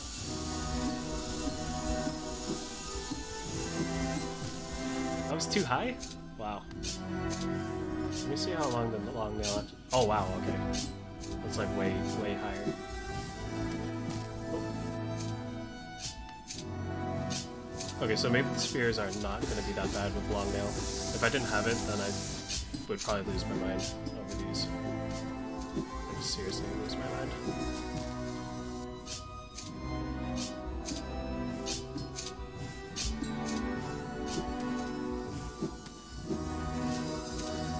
Oh, too high of a hop.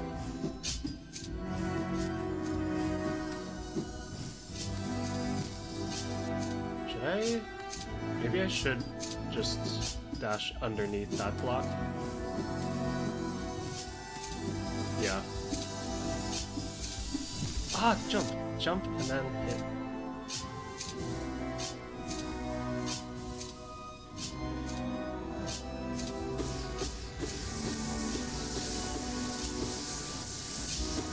I need to remind myself that nothing's gonna hurt as much as that tooth last 2 nights ago. That's what's supposed to give me strength right now. Wait, actually, yeah. If you get into a rhythm, then this part is like completely fine. Oh, no. I wonder how controller is for this game. If it's easier at all. Oh.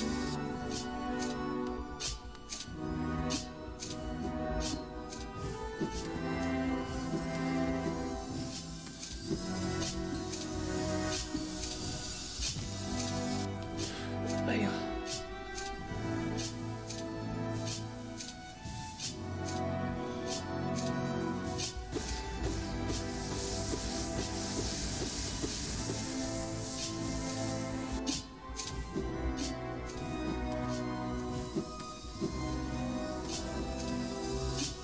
Oh, I should also get my vaccine set up. Because I realized I still haven't gotten the flu vaccine yet. Which is very bad because I have asthma. So if I have any lung problems, then, or any congestion with respect to my lungs, it's much more likely that it would be dangerous for me.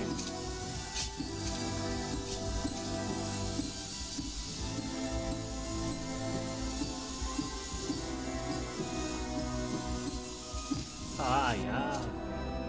Closer.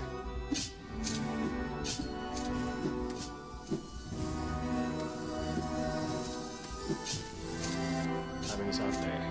Because I had the extra jump on the block.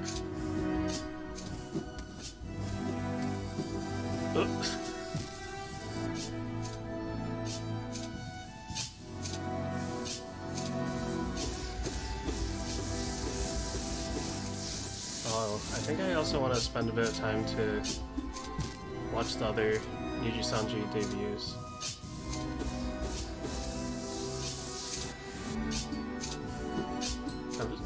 Although, I mean, with Luna, I pretty much just subscribe to one of them. I mean, like, my subscriptions, I need to be able to see the live streams that I'm gonna be most likely to watch. Because I don't have infinite time. So I think with Soleil, I need to find the person that I'm going to subscribe to.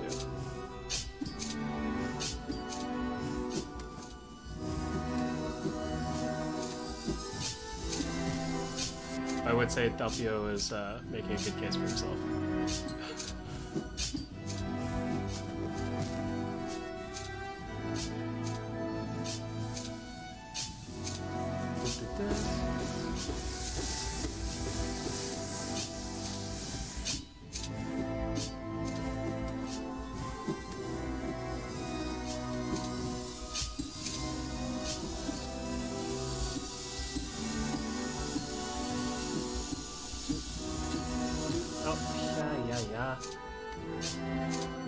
Boy, you have a long nail. Use it.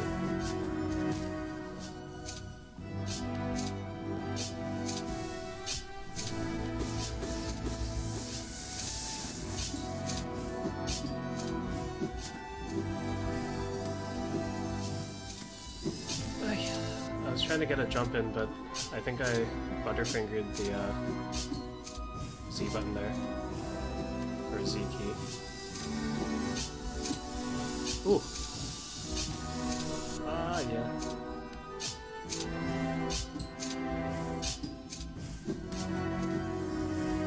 Oh, wow. I'm thinking, yeah, it's with this kind of stuff that I realize how long the long nail actually makes your nail. Oh, it might also be other nail upgrades that increase the length too, maybe?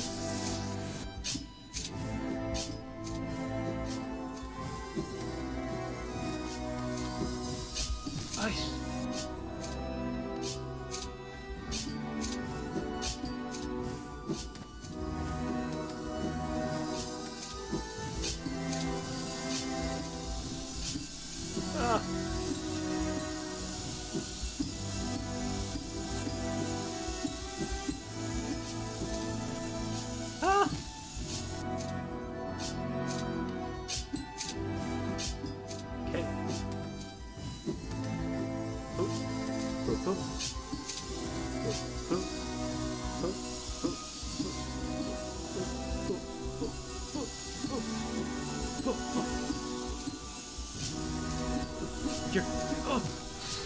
throws me off so hard. Jeez.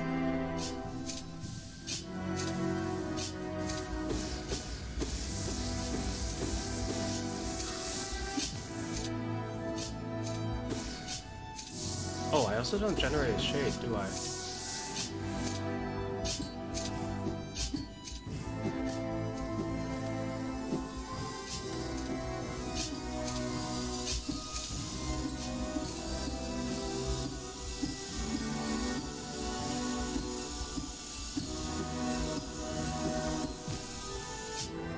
Too long sometimes. Oh.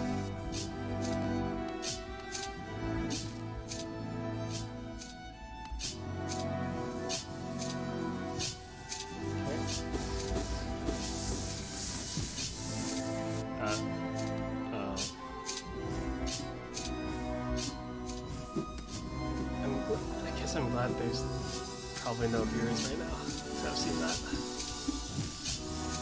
And that.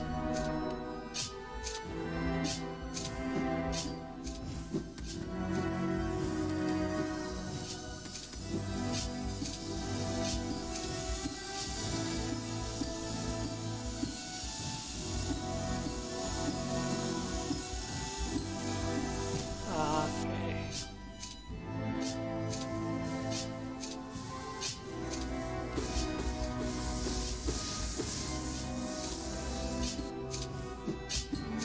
Oh, I just also realized the past couple times that I got to the big site that was moving across the bottom, like the furthest I got, I should probably see how to actually clear that part too in the last moments before I die.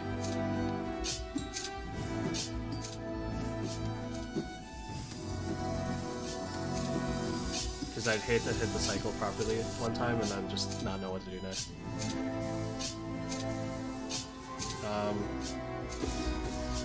Let me think about it. So the saw goes under a little, I guess, stalactite.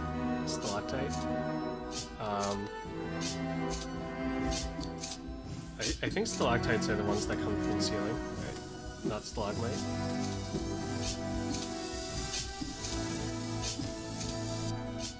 So there's this stalactite, like this kind of thing right here, that comes down. So then I hit the saw once, dash underneath the stalactite, right? And then I can nail off of the saw one more time to get to the next part. How do I... Should probably figure out a safer way to do this. Onto the second set of spikes there. There's gotta be an easier way, or a safer way than just dashing into the spikes themselves. I guess it would be like going from over? Oh. But then I have to time it with the spikes coming out.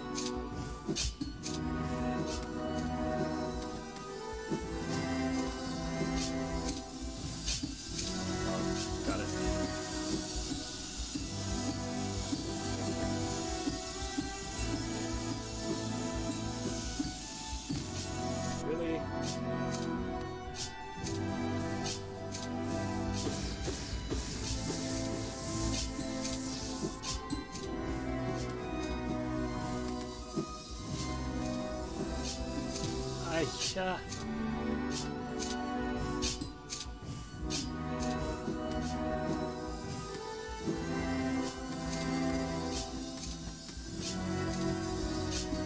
Okay, there we go. That's safer. So I should aim for the first spike and then jump off of it.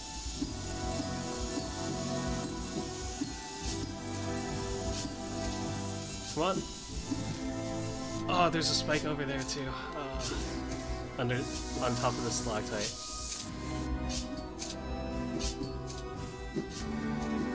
That's gonna be harsh to deal with.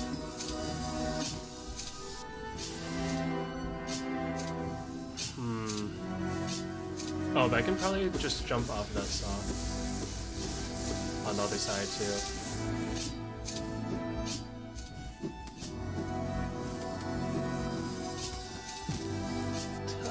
jumps.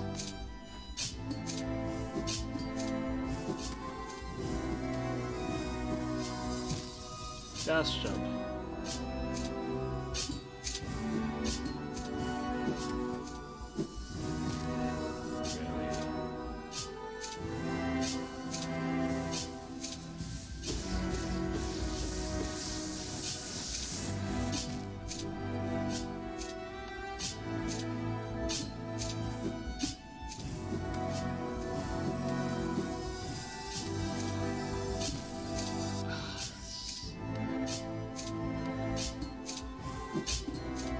The spikes come out too quickly for me to time it properly.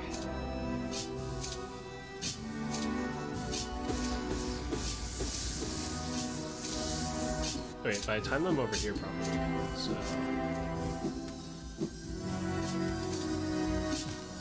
Huh. I'm jumping... Oh, I'm not using the second monarch wing yet. Okay.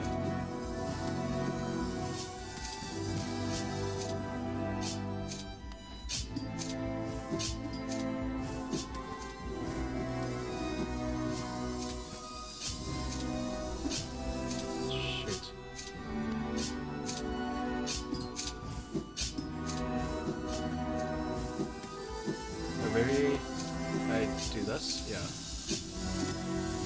So I just jump over and then go on to the second one. So I have a bit more time to react to that spike coming out.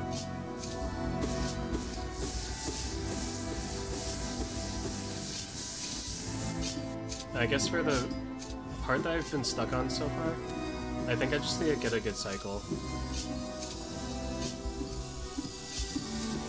Just hope I land on a good cycle.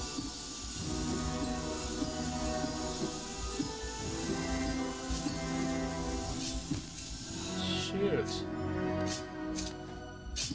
Or I let those spikes be my judge and jury. And wait, judge and jury? Judge, jury, and executioner. Executioner. Oh, flubbed that up.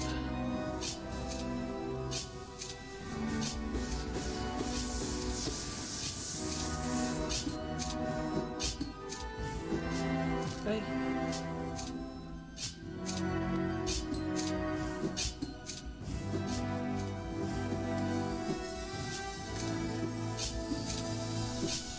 Oh, okay, right, good, 2, go, yep. 2, 3, 4. Ha.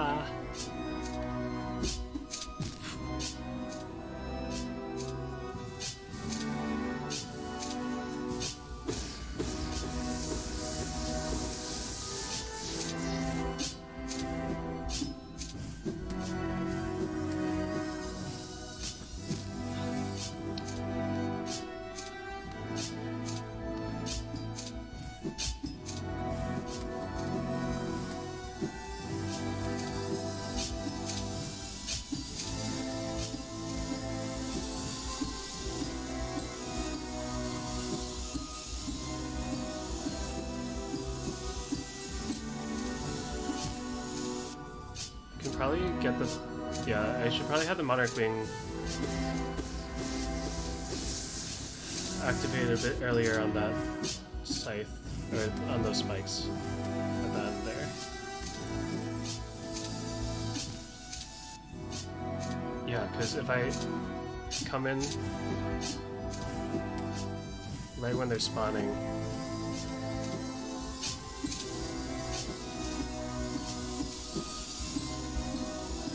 it's just gonna impale me.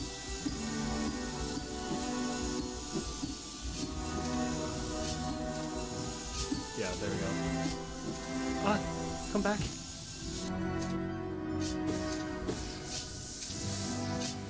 That thing runs really quickly.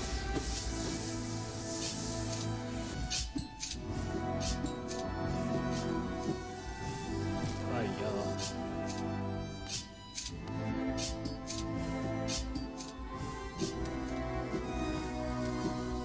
Why did I do that?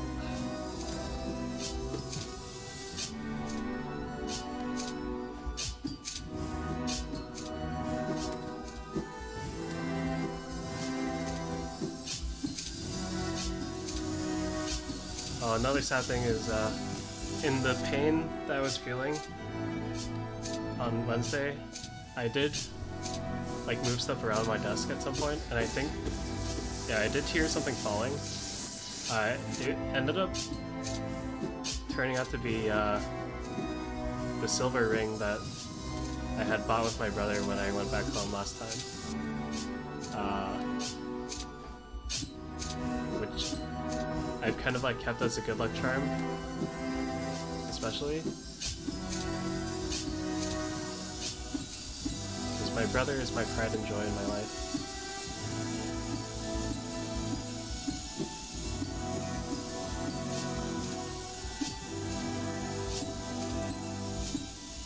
Oh god. Okay, so I do think I have the right idea there. Yeah, but the problem is my room is messy to the point where I have to like pray that I'm gonna find it. So hopefully when I'm cleaning my room this weekend, I'll be able to find it. Finally clean my room.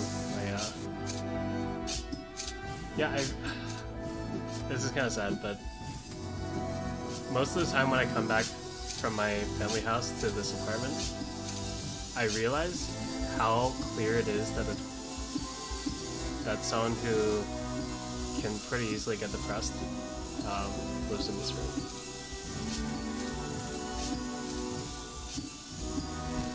Oh, spikes this time? So then I always get like this urge to start cleaning up, but then it becomes way too much to clean up for me to get it down all in time.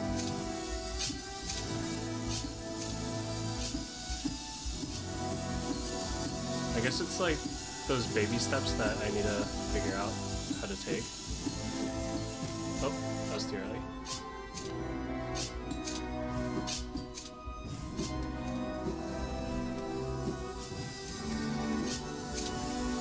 Because a lot of cleaning ends up being in baby steps. That's why when you're cooking, you want to clean along the way, so that every piece of mess that you come up with just gets squared away. You don't have to deal with a huge mess at the end if you just take care of little bits at a time. So I think that's probably a strategy I need to work with to clean my room. But I have to be like careful because I don't want to accidentally throw away like a bag or something that has the ring in it if it happened to fall into the bag or something. Oh, that was a generous hit that they let me take.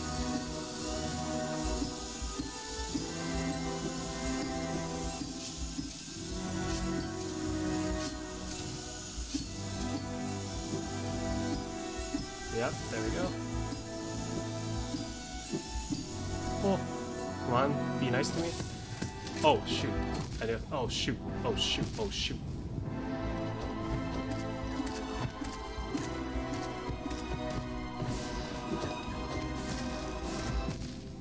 Oh please don't hurt me. Please, of all people.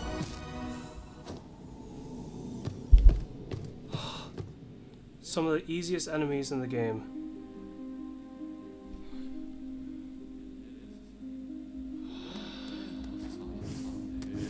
I'm actually kind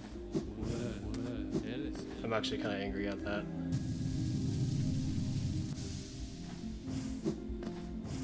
Oh my gosh, how did I do that to myself?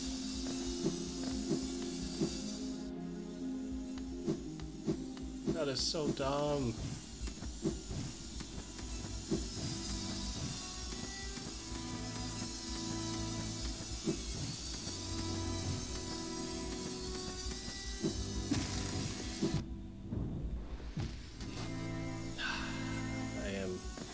I'm angry.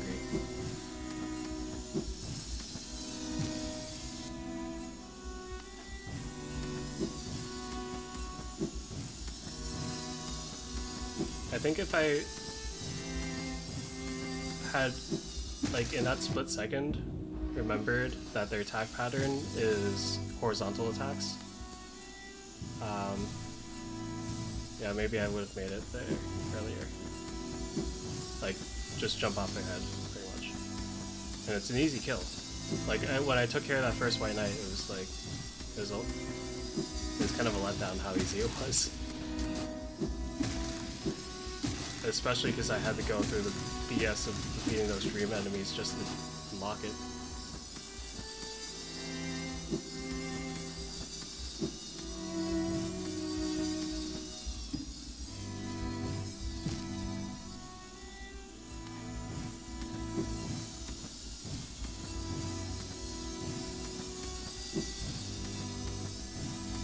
Well, at least I got all my muscle memory back, so this will be easier to take care of.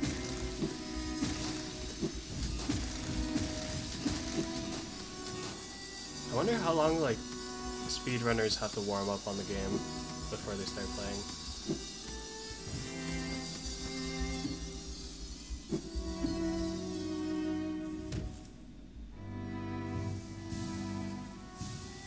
I don't remember what comes up here. I know there's a couple platforms that I go onto as soon as I blast through here, but I don't know what happens after that.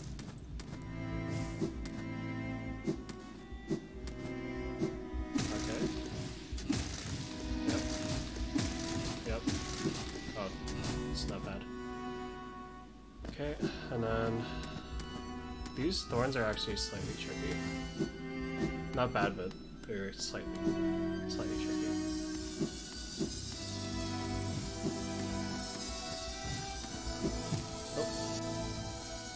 I'll use a different cycle.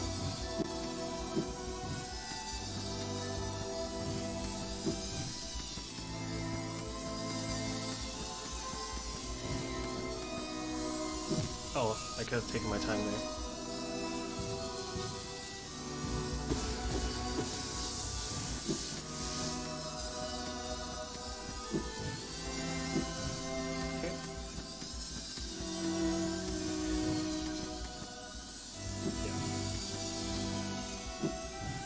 Ah, shoot. Or maybe. Yeah, that works too.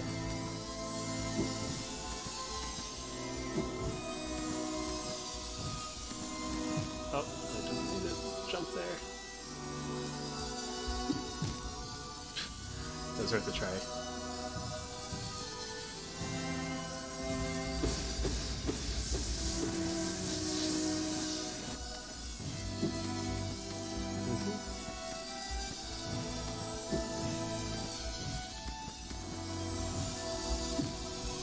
Actually, can I jump off of the right side saw and then just jump up onto the platform?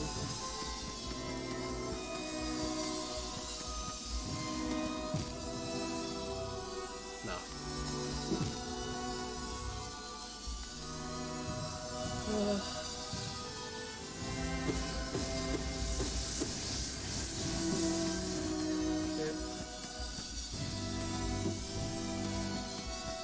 Stay safe.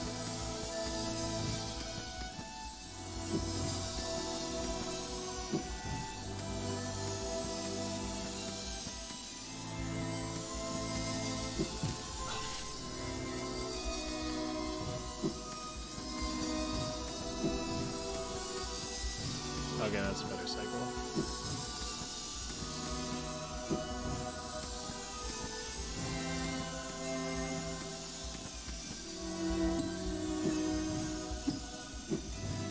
Nice.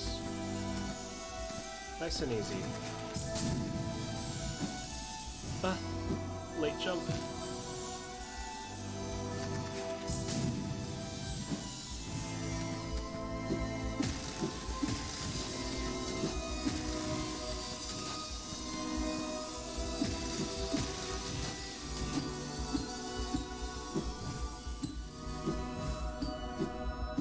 Ah, close.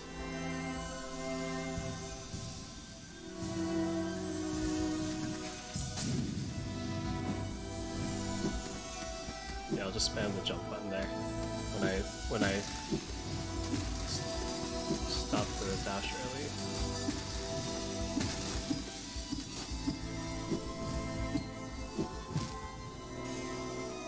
Why did that dash look kind of short?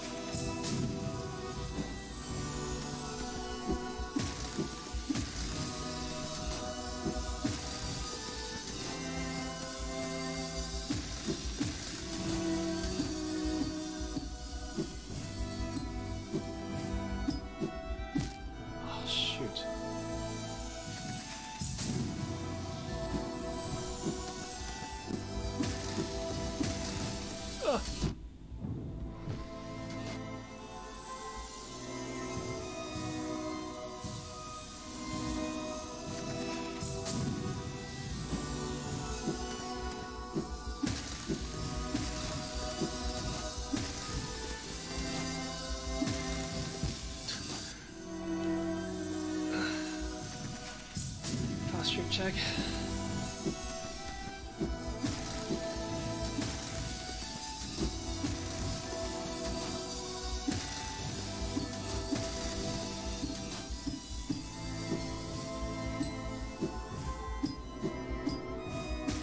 Nice. There we go. And now my favorite part. I hope there's not too much after the White Knight battle.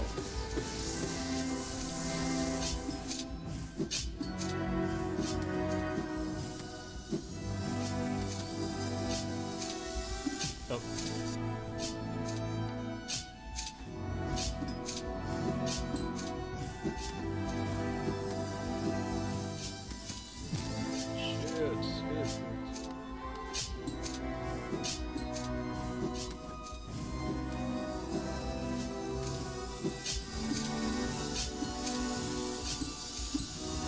It's actually so tragic that I lost that literally the easiest part of this entire thing. That battle. Oh, shoot.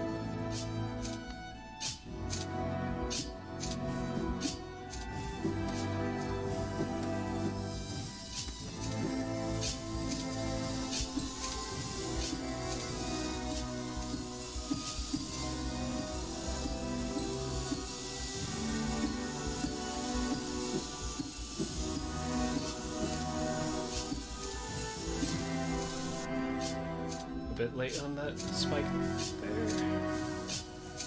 Oh yeah, I should actually like heal up as much as possible and have as much soul as I can.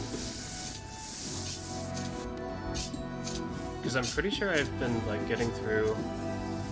Yeah, last time I got through, I'm pretty sure damageless, at least in terms of the stuff along the way. So if I just remain healthy, then I should have no problems with the fight at all.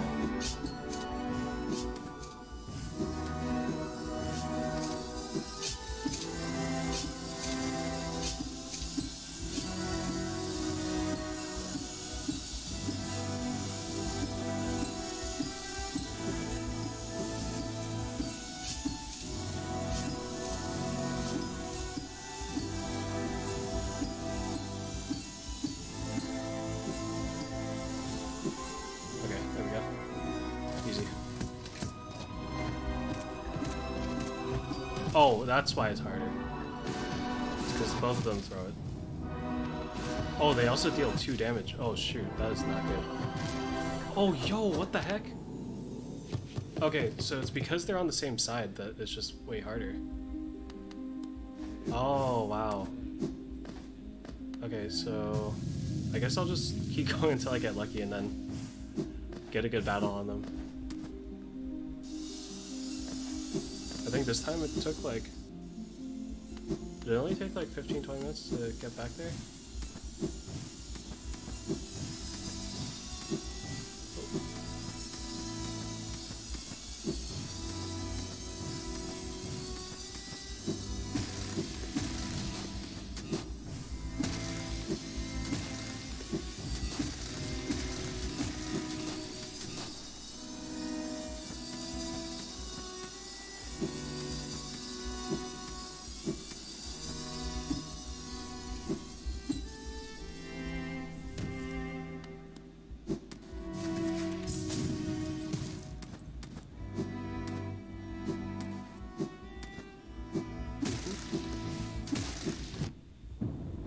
Oh, that's mean. Both of them exploded.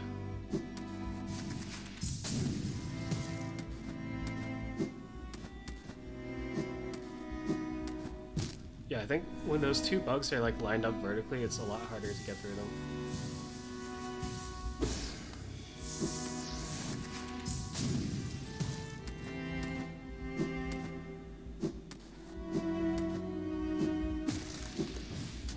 The fact that they drift so much is not helping. Oh, what the? Dang it. That was bad muscle memory.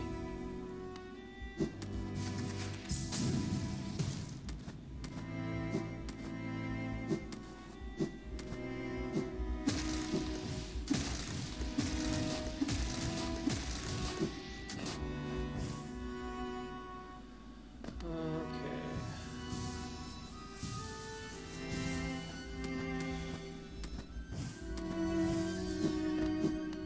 Imagine if someone died on those spikes though. And it was their first time through. Oh, actually, I think you would just respawn right at the bottom, right? So no actual like pain.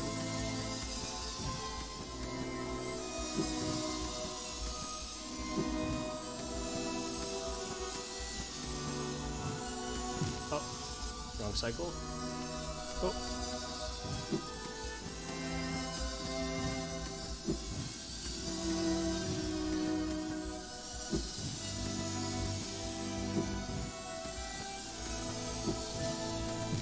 Oh, yeah, I'm going on the wrong cycle.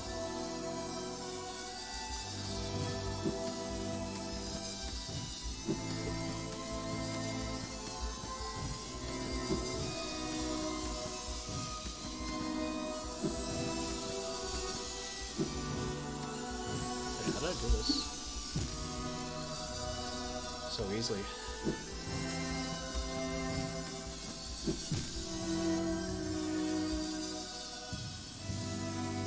Oh, I'll just leave it to luck, I guess.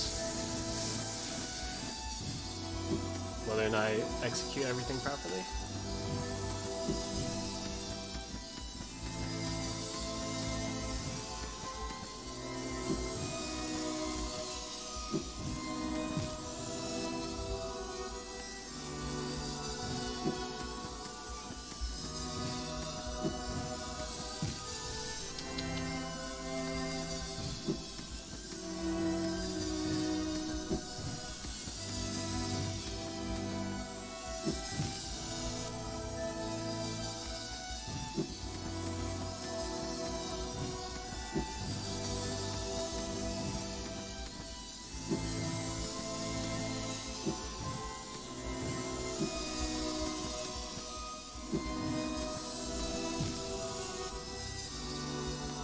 I think I'm like half cycle off. Or one cycle off. So I'll do like a jump or two on the left wall.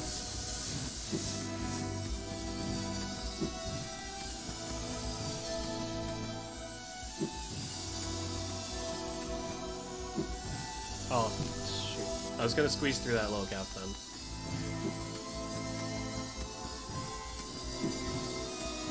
Which might be fully unnecessary, but...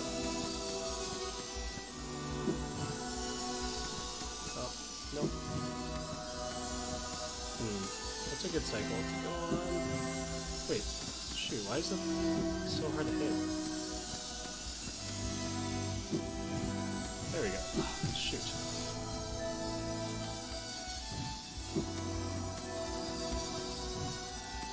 So there's definitely just an easier... Yeah, nice. I don't have to do this quickly. Just consistently is good.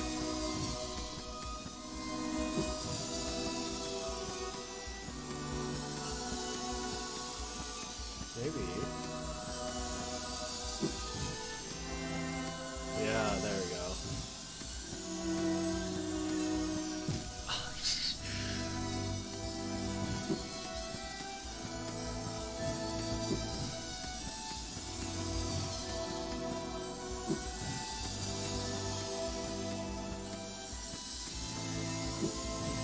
Oh, I was going with like little hesitation at all.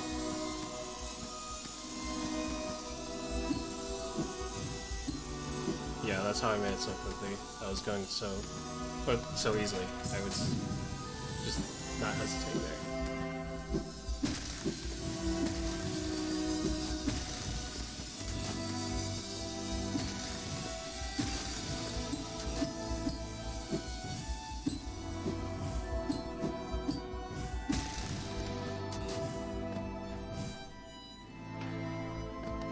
Okay, I need to be careful this time. With that battle.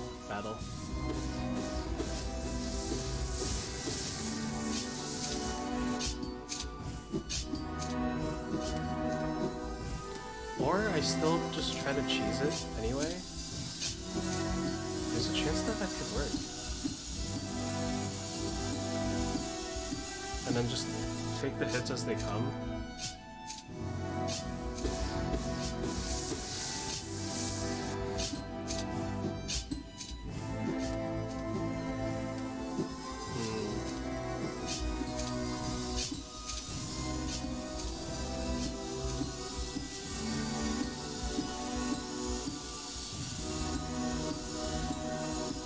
well, trial and error, like the rest of this game.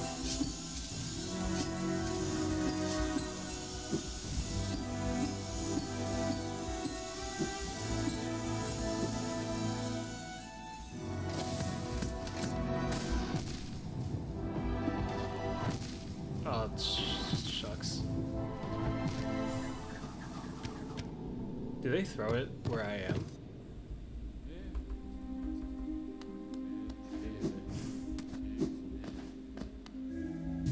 And there's that, yeah, the first time I was able to get them grouped up on one side, so that was fine.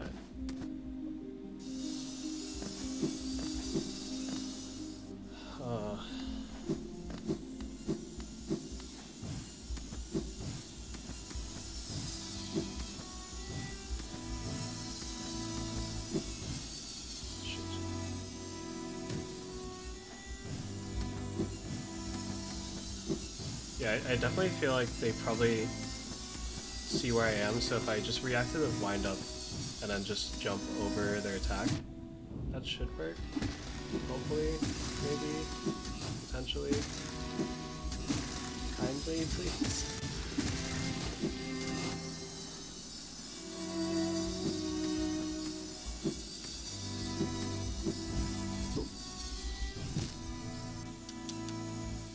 Simple mistake. Jeez, I was struggling when I first started today to even clear these walls, and now I'm just doing them with double jumps.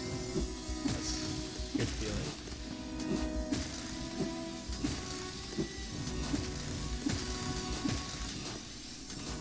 And if this kind of gameplay floats your boat, once again, I will wholeheartedly suggest that you try out Celeste. Because it's literally just the path of pain the entire time.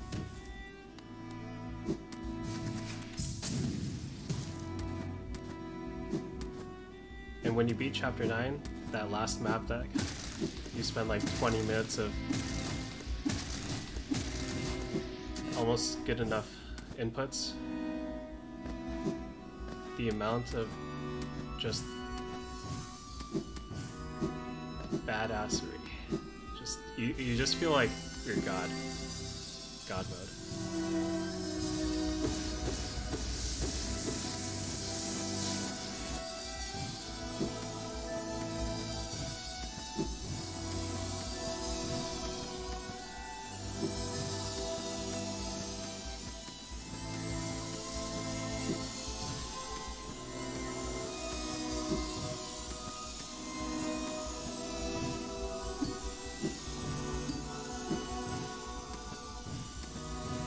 Good. Oh.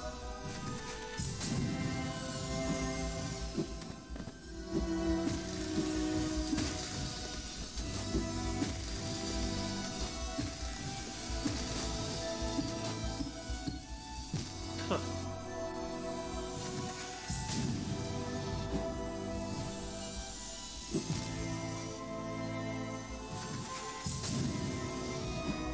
Life becomes easier, huh?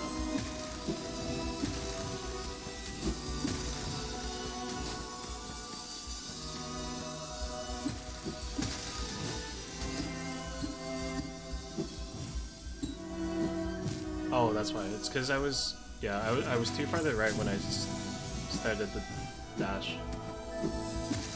So of course I just didn't reach far enough.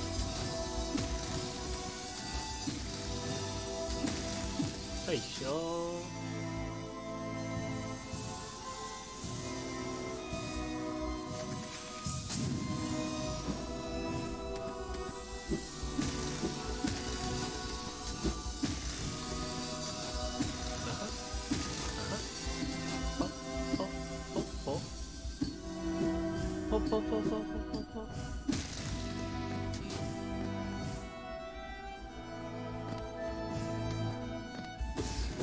No wonder why that person was able to learn how to do this no hit and then do it so fast.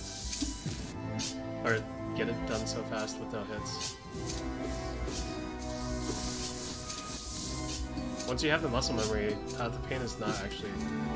Well, as long as those White Knights are like close to the ending, if not the ending, then the Path of Pain isn't actually too long. Oh, there was that entire other section that I had to suffer through. Well, I had fun. But, yeah, technically suffered through.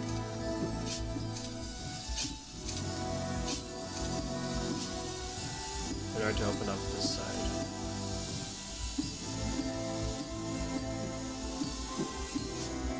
Oh.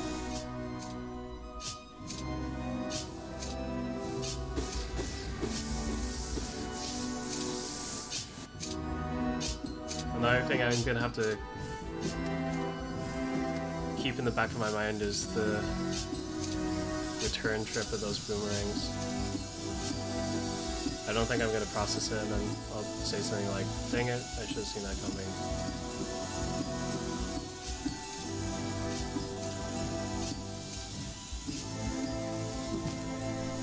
Close.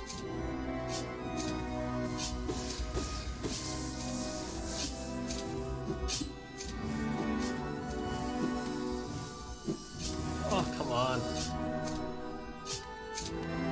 Oh, wait, shoot. Oh, no. They hit me for 2 hearts anyway.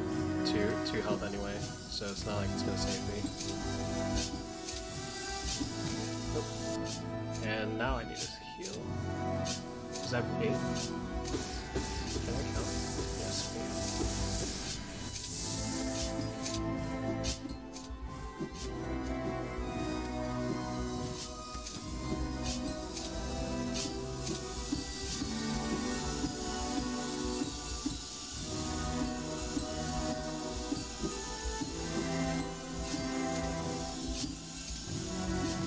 Haha.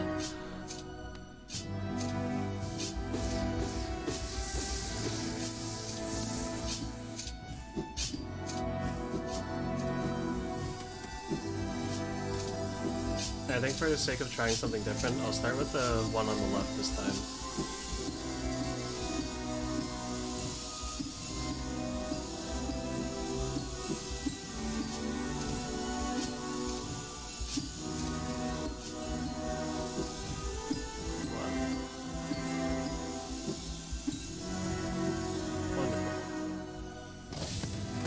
Okay, why not? Oh. Shoot. Shoot.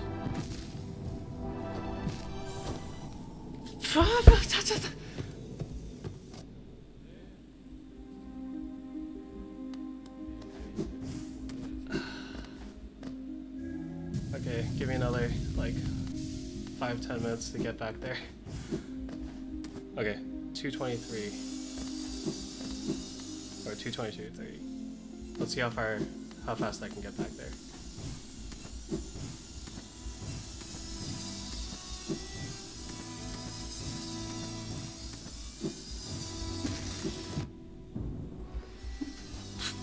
It's good.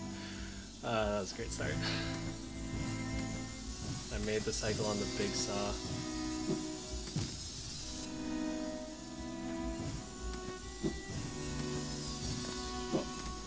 That was weird. I feel like I just stepped onto a little platform there.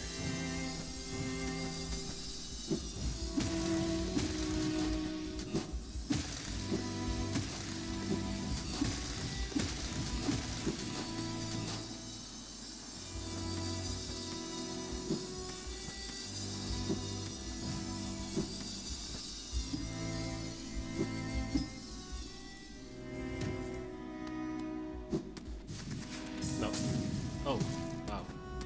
That was probably like a pixel or 2 off from getting hit.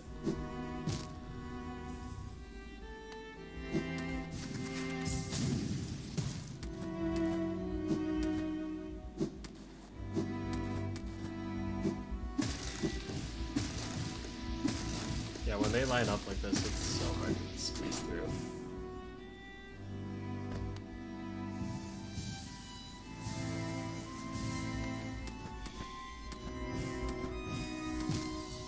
Oh, wait. Oh, it just... Oh, that's really nice.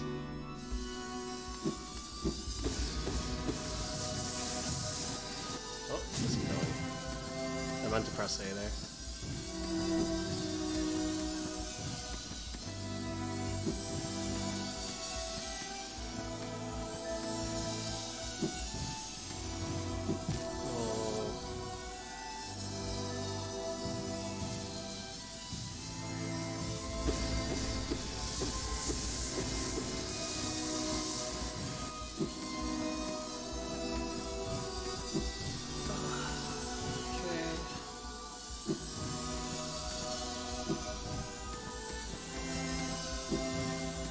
so that's how I did it. So I did go on that earlier cycle.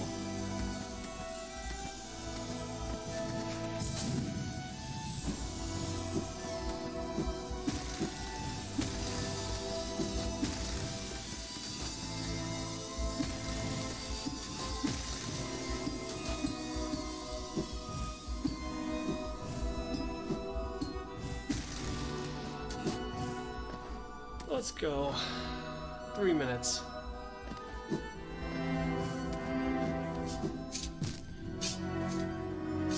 And that shows exactly how much I've mastered this game. Run into the vines on the side.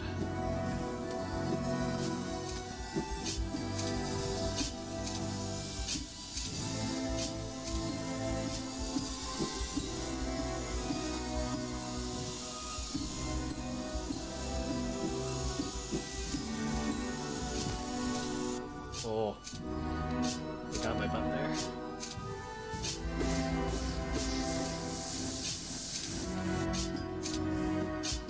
Oh yeah, so earlier I did, when I was fighting the White Knights just now, I did actually get hit by the boomerang on the way back when it was completely predictable.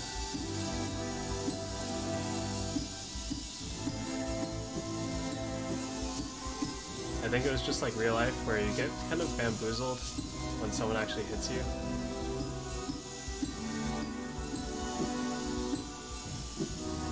Might have been it. Alright, ready?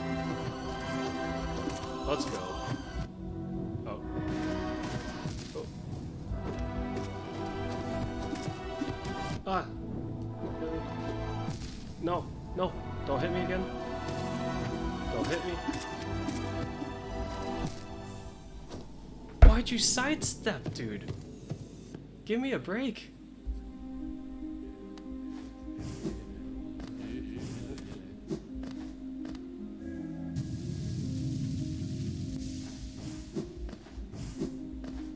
Dude juked me and hit me. Just smacked me on the side of the head.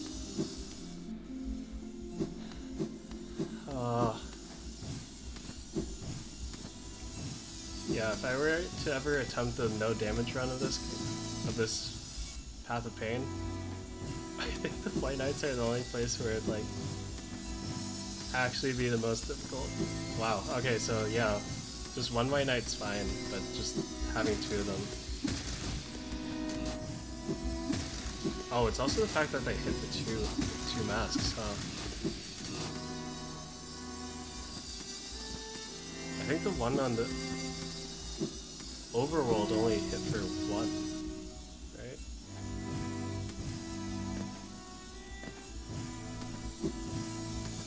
Or maybe because the stage size was pretty limited, so there wasn't much to consider.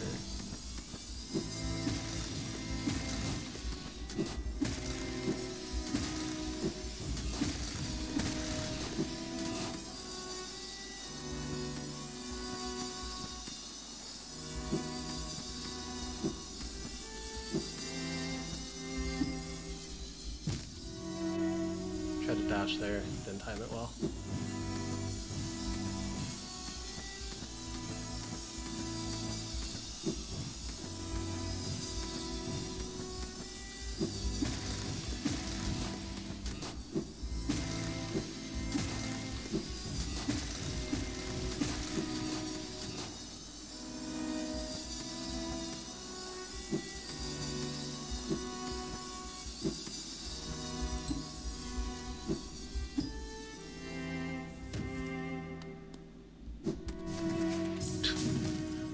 Oops.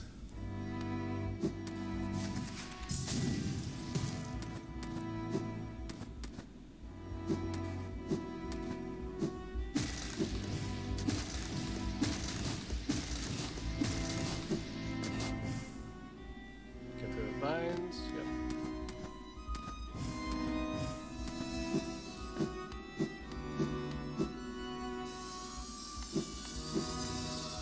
Let me see if I can hit that cycle again, this time with the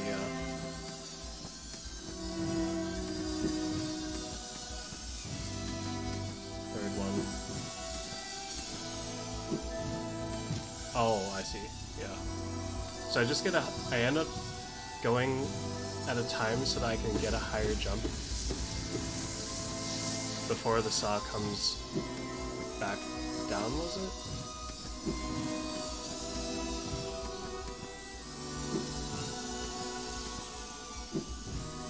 Yeah, there we go. Unfortunately, I didn't know where the other disc was going. And, kind of missed my timing there.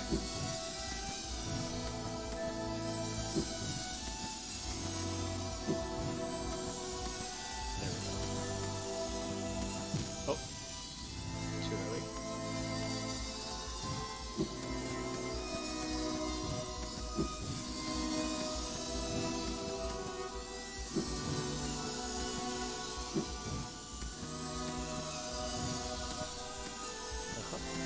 Nice.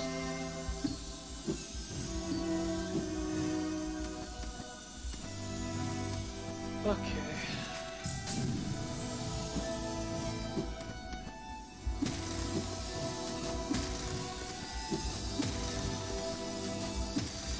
Oh, shoot.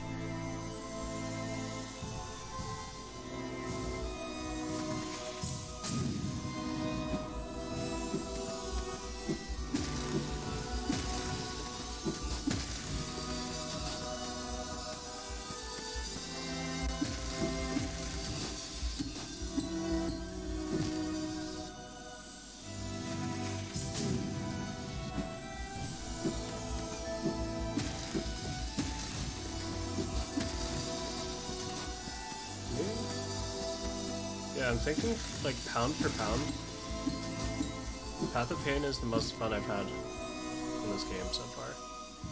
So I think it's just, like, I do like platformers. I'm very bad at Super Mario, though.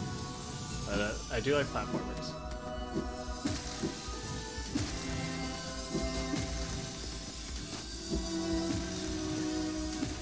Although, maybe I had to revisit it. When I was playing Super Meat Boy, it was, like, way harder. Oh, it's definitely because of the controls and the fluidity of motion and stuff like that. Because I do recall seeing a video essay on YouTube for Celeste's like movement mechanics and animations, why it looks like so smooth and feels so like, I guess it gives you a really good sense that you're in control of Madeline as you have her go through it. The stages, like the animations that they set up, and then the like response time for your actions is like really well tuned.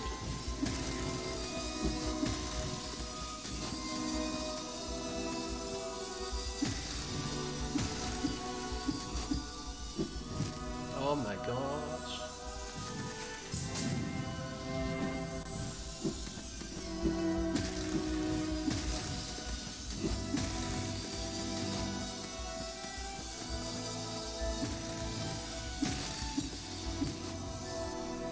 My hands, they hurt.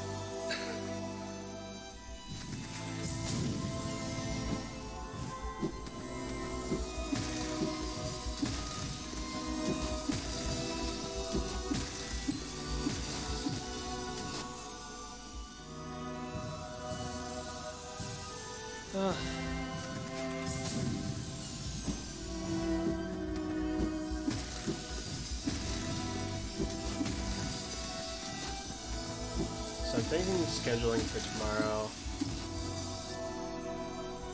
Gotcha games off stream.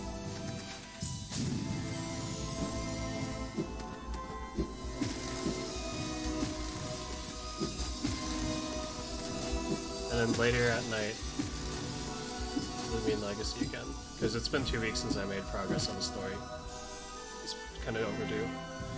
XCOM is still sitting there too. Oh, but I didn't... After the file integrity repair, I didn't actually check if the voice lines are back yet. So but I think I need to do a bit of quality control first.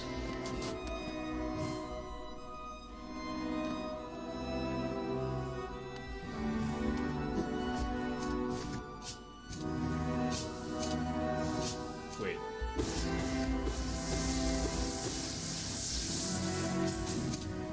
You're kidding.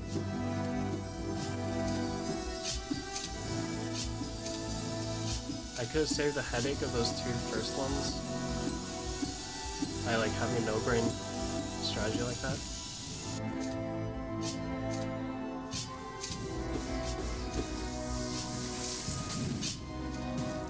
Well, glad I found that out.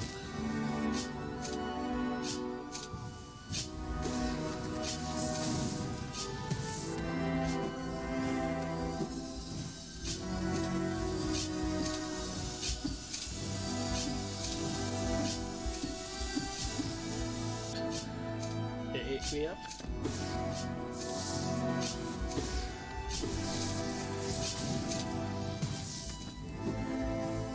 Wait, have I ever tried the ground move? I think I saw the yeah, maybe I should try that move. Because the animation time is pretty quick. Oh, that animation time is way quicker. Oh, way quick too. I'm just trying to find any strategy that I can to make the white knight fight easier.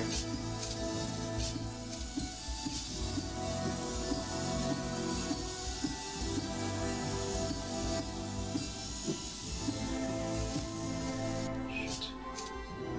Because if there's anything I'm bad at in this game, it is the foremost part of it, which is combat.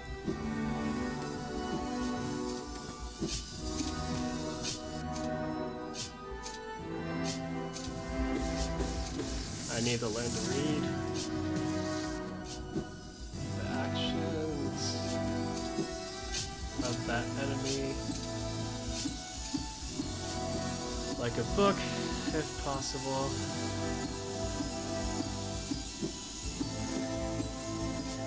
Because I'm gonna start getting ready to sleep once I get this Path of Pain over with.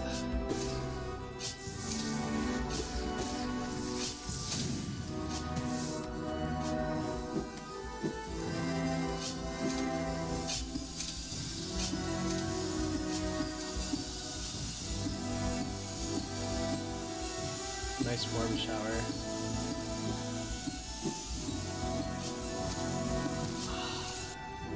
Monarch winged too early.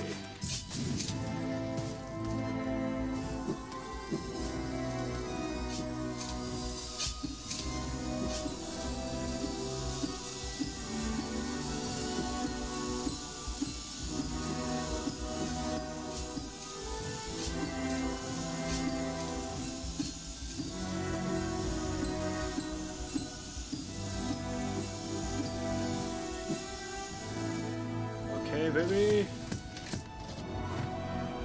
Oh, fudge.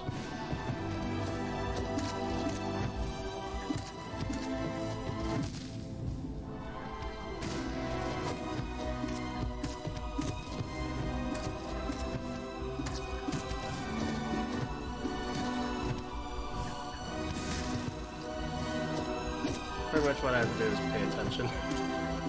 Okay, there we go. Wait, can I dream all these guys? No?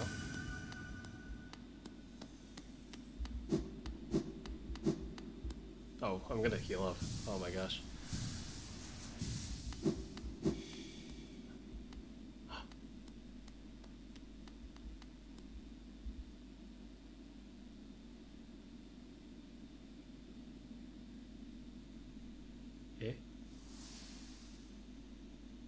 Also, I feel like this is DLC, so I probably was supposed to like finish the game first before trying this out.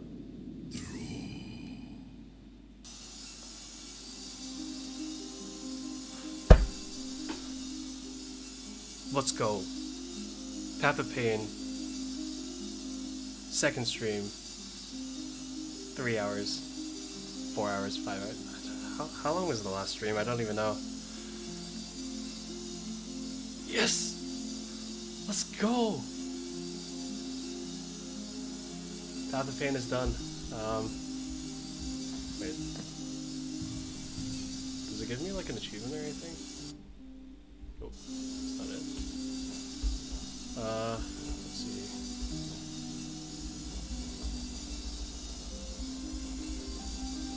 Oh, there's a limited number of those white defenders, huh? Or these guys. King's Mold.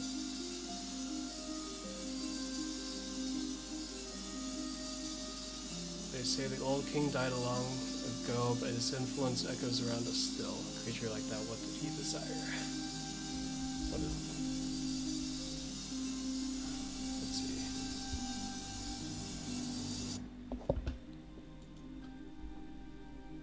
Reward for clearing Path of Pain. Yeah.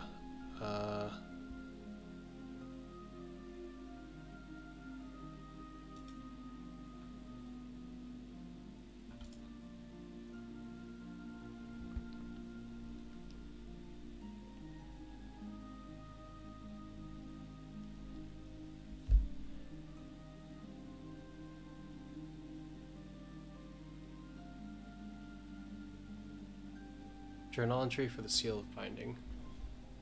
Oh, so it is the Seal of Binding. Okay. I saw a slight spoiler and then kept myself from seeing the rest, so that's good.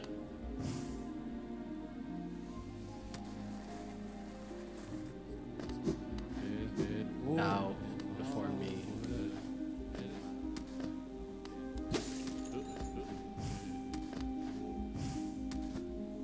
Wait, was I meant to not be able to go through here anymore? Oh, yeah, yeah.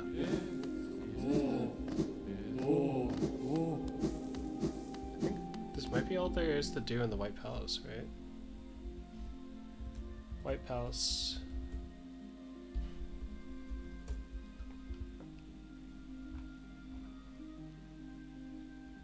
Areas only sub-area, Path of Pain.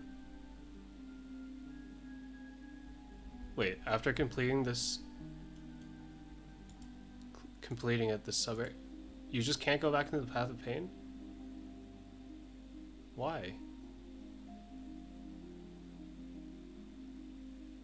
I guess it's probably like lore. It wouldn't make sense if you could.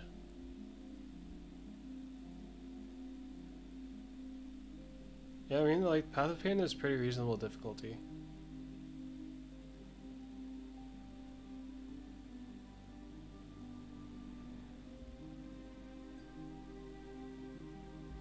That was fun. Alright, so I spent like half the stream just talking about the root canal, which I don't think is a normal thing that people talk about. I also want to... I think they already saved it for me, but I should probably save at the bench, just in case. And then I can leave and get my bearings again.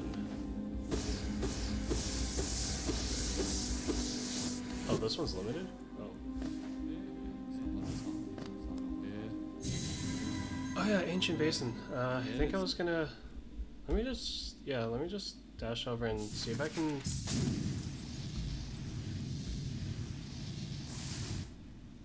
take out the, yeah, let me see if I can take out the boss before I stop playing for the day. Oh, did not even know you were there. Oh, that's... okay, so I don't generate... yeah, I don't think I actually generate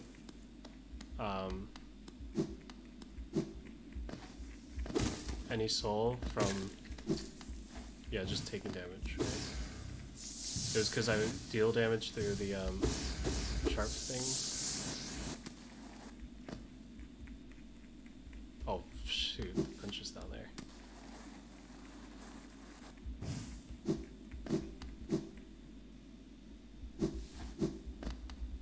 Oh, and then I dash over. Yeah.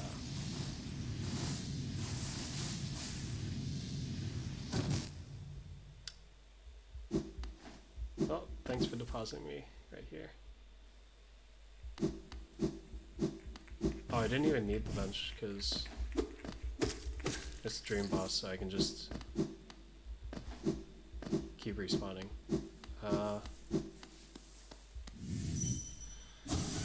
My hands are gonna probably hurt a lot while trying to do this.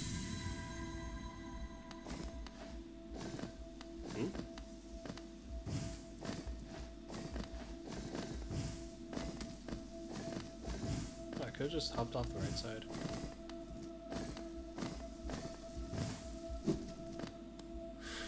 Okay, let's do this.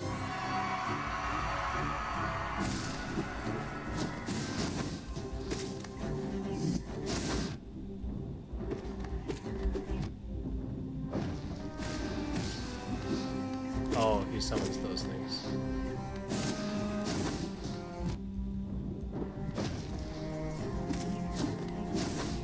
Oh, I probably... Oh, shoot.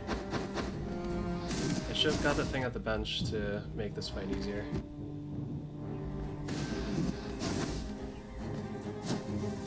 I'm just gonna pray that I can heal up. No.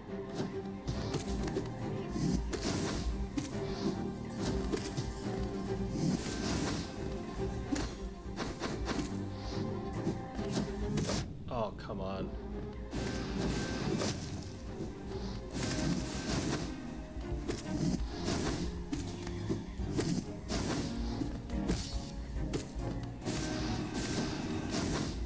I'm hoping to at least get the second phase so I can see what's different with the second phase.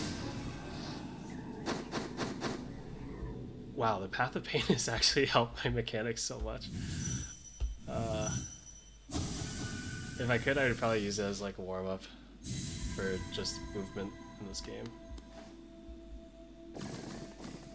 Oh, that was not good. That was also not good. Well, guess I'm going with 2 less masks. Yo, okay, so I cannot just jump down directly.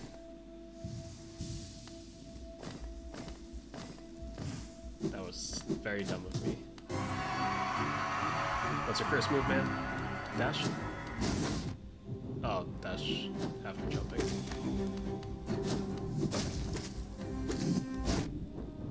Oh, I also deal quite a bit of recoil to him.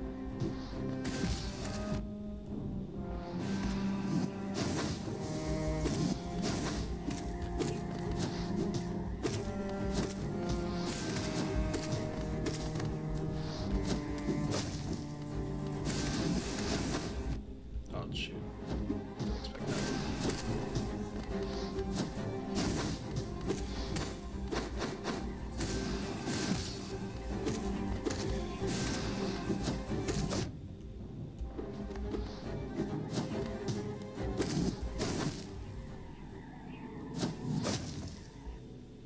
Should I use the vulnerability state to just heal? Yeah, probably. So the platform, first one's down here. Okay.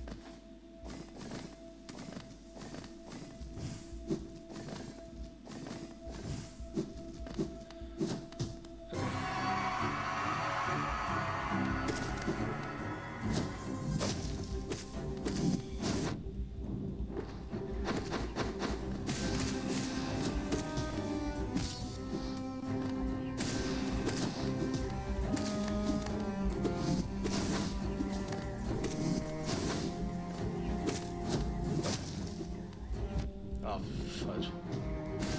I got greedy on the hit of the little ghosty.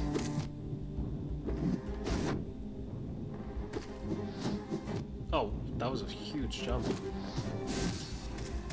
Heal. Oh, wait, what the heck? That was so short.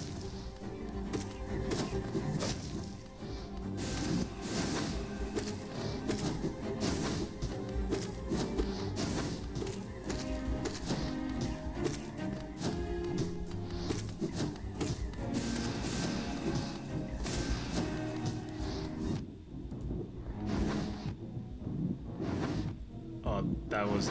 These are unfortunate patterns. Yeah, that was just unfortunate.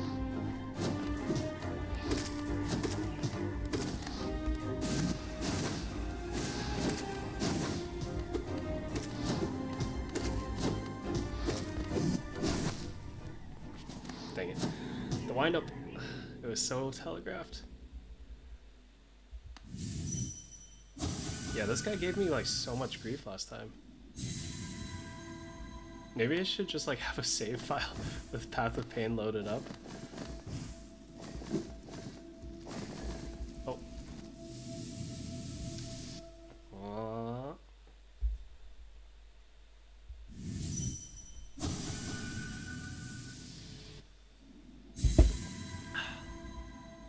Delicious water.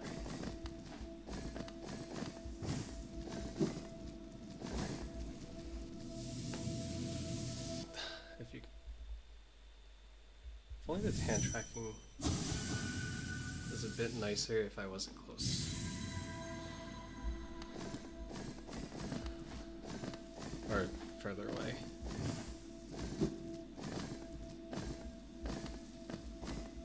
I have a feeling it's because the tracking for the the phone's camera isn't able to see it very well.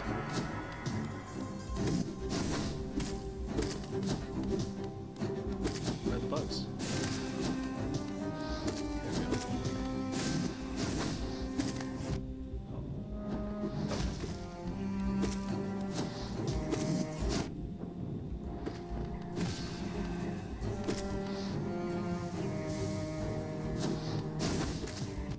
Oh, dang it. Let's try to head downwards. Oh, shoot. Shoot. Shoot. Don't interrupt me while I'm trying to do something.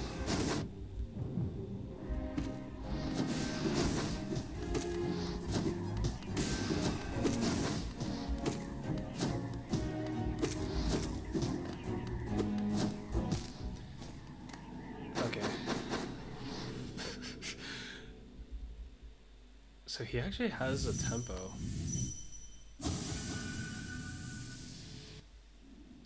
I don't think it's through the music, but yeah, there's a tempo there.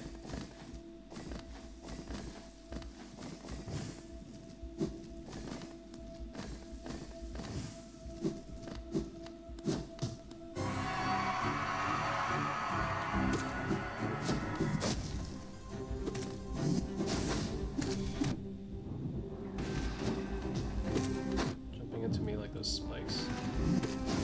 Oh, what? I can't see anything if you're like blocking.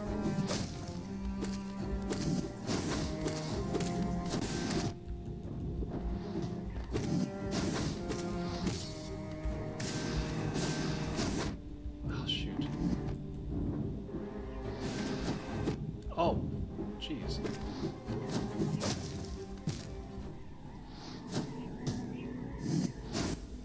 Okay, maybe. Yeah, Path of Pain did help with some mechanics initially, but now that I'm into the combat, struggling. Yeah, there's so many effects. Visual effects can be kind of hard to see sometimes. Just gotta get good.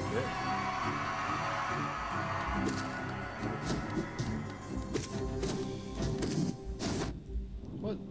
I was really close to dodging that one. Dashed instead of jumped. Oh, what the heck? Oh, come on. Like hit stun or something. Not to me. I keep complaining. Just get good.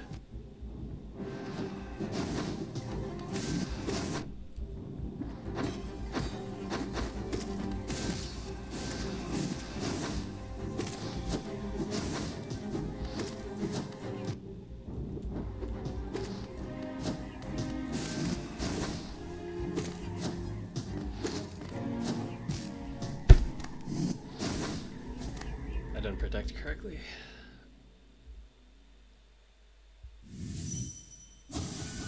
Wait, okay, so there's no reason why I should jump unless he or she or it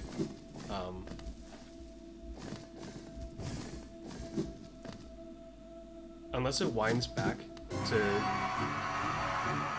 to jump forward. I should just always assume that's about to jump.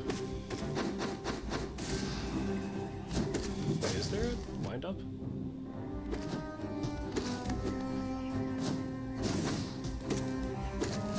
For its dashing move?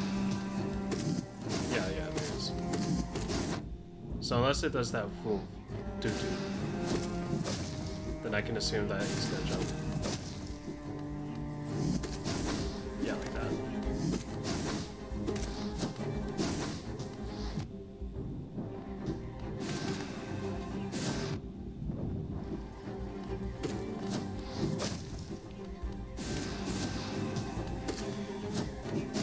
Yep, okay. I hate that move so much.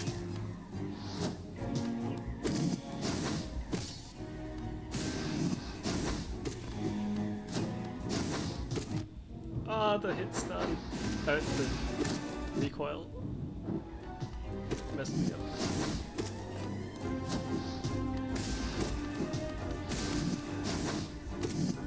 Oh, did not expect the second one immediately after.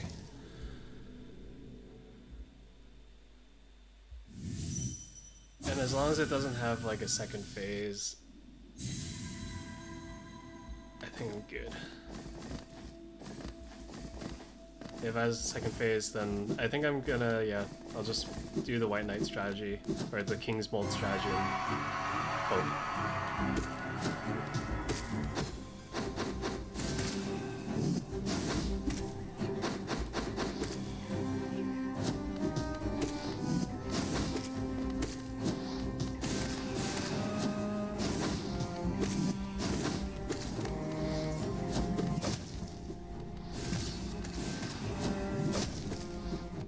Oh man, I hate that move.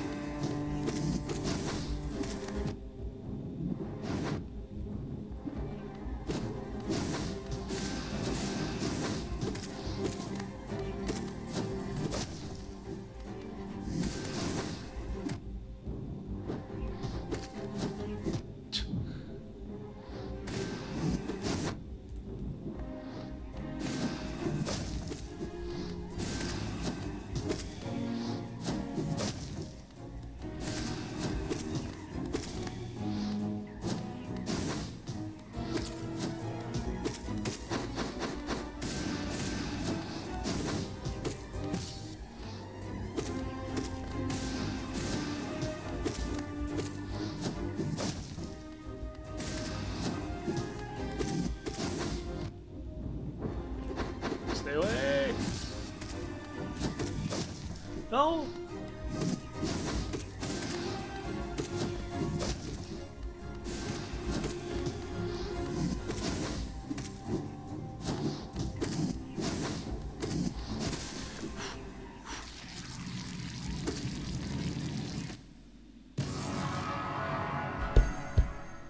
Yes!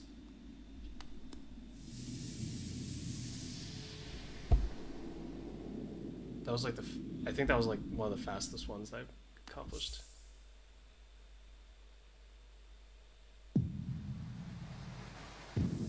Yeah, I think that was the fastest stream battle I was able to finish.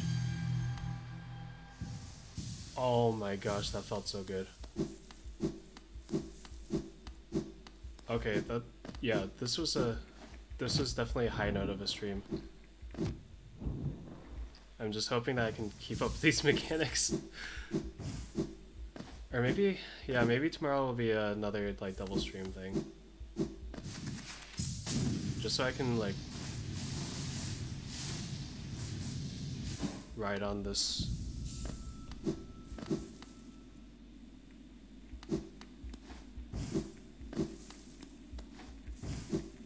Or maybe it's because the first time I fought Lost Kin,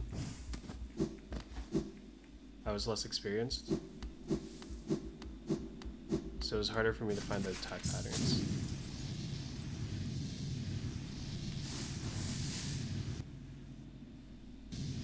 Do I still have a list of stuff I need to do?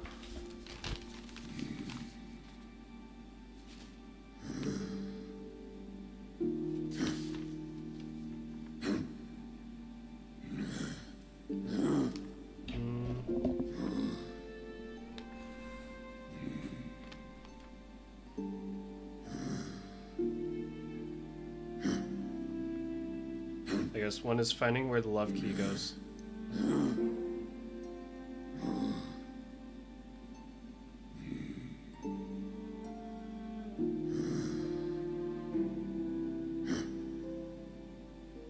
Oh, did I ever actually do the stone sanctuary? Let me go to the stone sanctuary and see if I've... Wait. I think I did clear that last time. What was the boss like? Let me just take a look at the boss battle online. Stone sanctuary. Green path.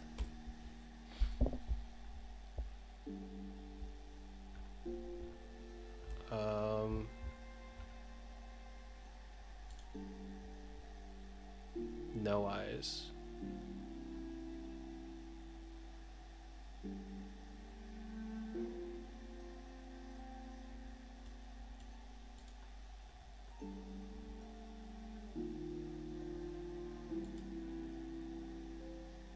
Maybe I didn't fight it yet.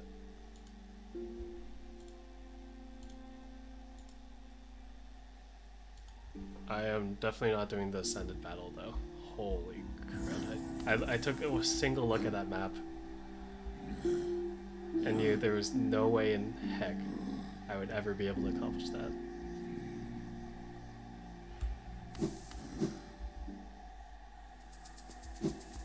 So pretty much just fall down here and just keep going to the right.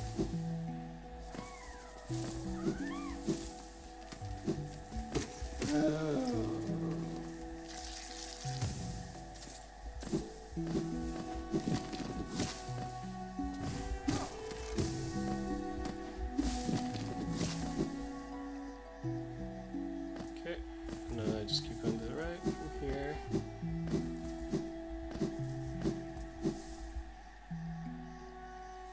And it should eventually bring me to a drop.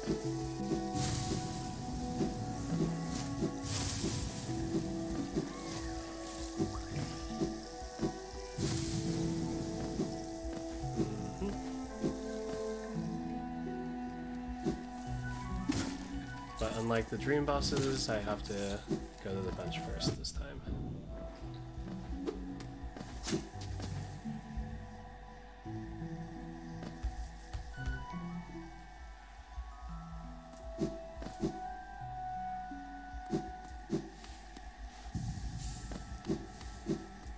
Okay.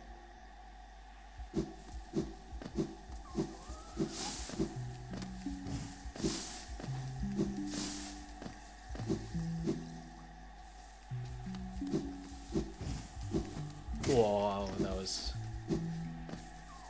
Oh, is this the boss?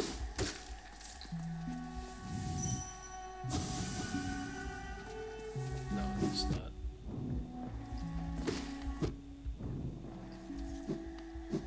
Stone Sanctuary is towards...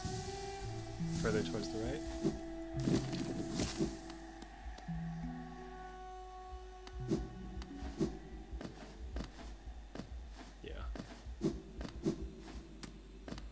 Okay, yeah, this is definitely the... Oh, why are there spikes at the bottom? My child, can you still see? Please don't hurt me. Can't sleep with your eyes open, little one. Can't dream if you're still breathing, little one. Precious children, you speak such loathsome things as you sleep. Your claws scratch and scrape. Precious children, a monster has come for us in the dark. Will you sing for me? Ikuzo. Wait. Oh, wait, it goes through her. Sock on what?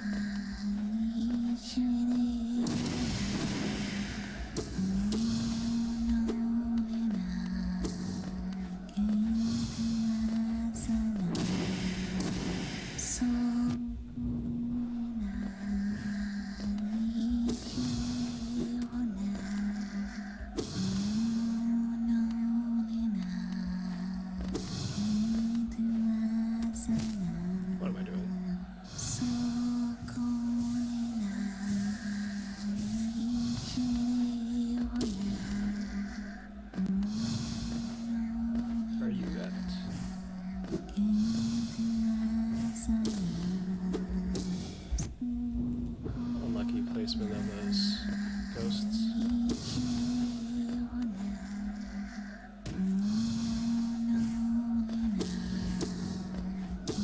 Is that what you're gonna do?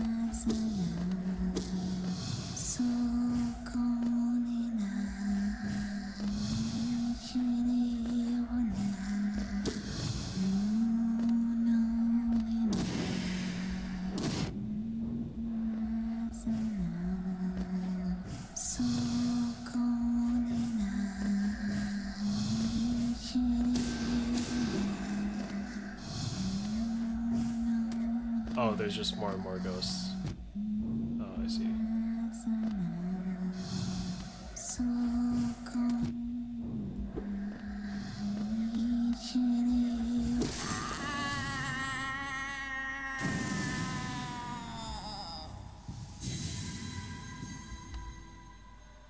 One by one, their eyes closed at last. I felt it, a warm stillness falling over us. I'm sorry I was frightened of you. You were always protecting us, even when we couldn't see you. Take us there, please. A place where light cannot haunt us, a place without dreams. Please.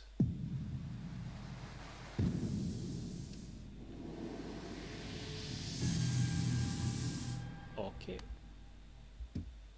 Oh, face carved from stone. Oh, that's it. Okay, so Stone Sanctuary Warrior done. Warrior Dreams that I wanted to do, or that I can do, are done. Yeah, I guess that's it for today. I don't know what else I have to do. Oh wait, I have an entire other area I haven't explored yet.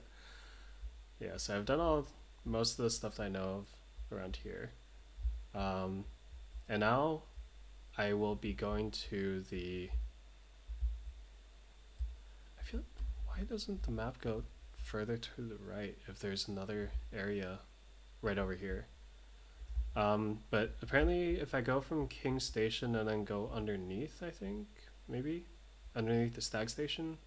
Or maybe there's another little entrance that I could take that'll get me to the last area. So let me at least head towards there. Oh, what the heck is this? Wait, is there a special thing in here? Okay, there's an exit that way. Well, where'd that bring me? I don't know. Let's try going up and seeing where this goes. Oh, it's just the same thing.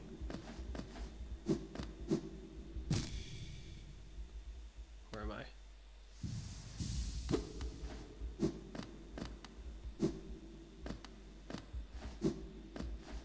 So if I go out this direction, where does this bring me? Oh! Another masterpiece.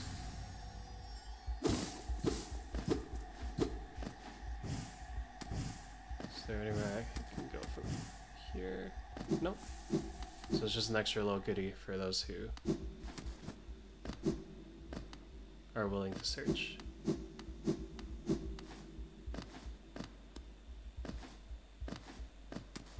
Yeah, I think that's it for this area.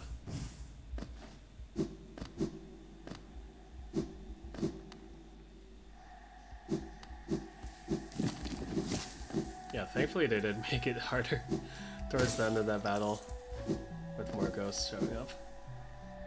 I can only imagine what the Colosseum battles look like. How many things they throw at you.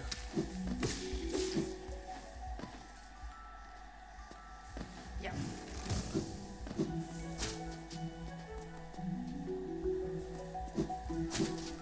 Oh, that was close.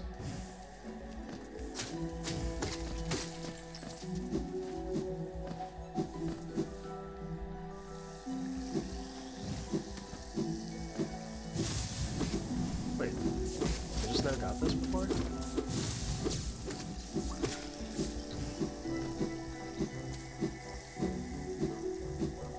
Oh, I wish I could be this warmed up. Whatever whenever I play. This is so nice.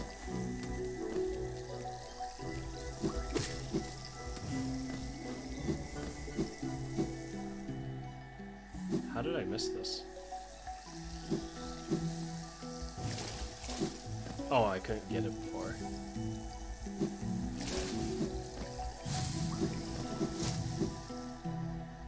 Yeah, because the last time I scouted this place out was probably when I didn't even have double jump or when I didn't even have the dash yet.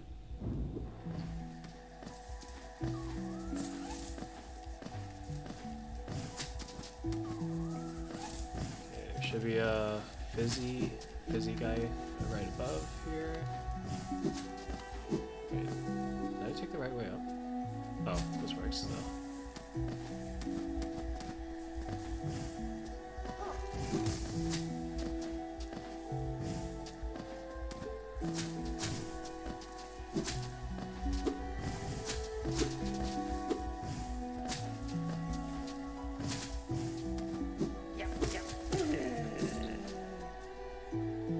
I just head to the left. Perfecto. Start the station.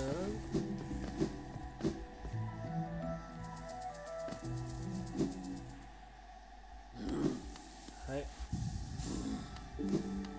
Where am I going? King Station. Is this right? King Station? I keep changing my goalposts for ending the stream. It's just because I feel like I'm on a roll clearing stuff. Wait, can I break this? That's also no. Can I break this? Oh wow, I didn't. No wonder why I didn't notice it before. That was like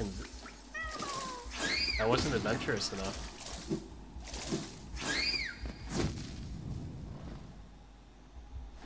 Oh wow.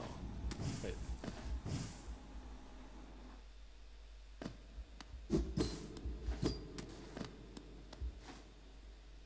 Oh wait, shoot. I was supposed to come out from the left.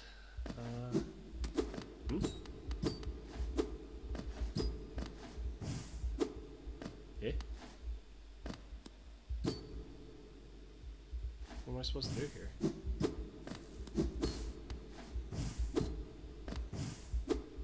Yeah.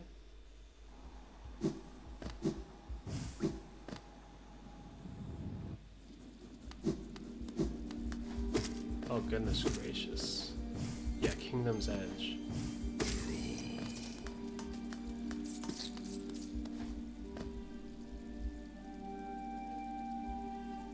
Oh, now they open it up. Okay.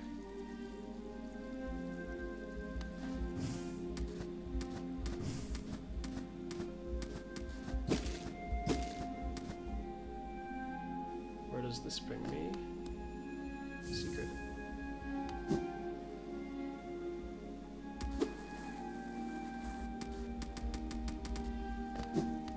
It doesn't look like there's an entrance to that pink room from this side. Oh, wow. Just dropping. What up with you? You can't lose?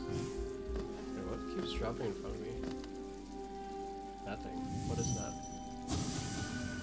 Champion? No. Cheers. Oh, corner fair. Sorry I missed you. If you're feeling lost, why not pop up into our store in Dirtmouth and purchase a map of this area? Available now for an excellent price.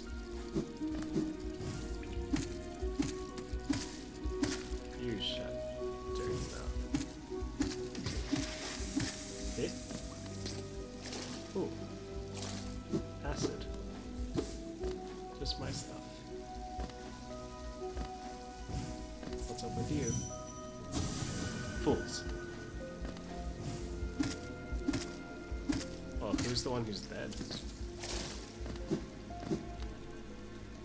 Oh wait, why did you check for the map? I know that there's no map I have. Okay. But, huh?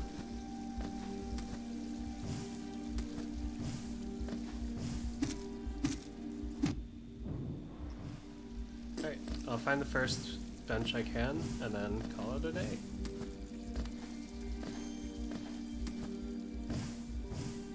Oh, I think that was...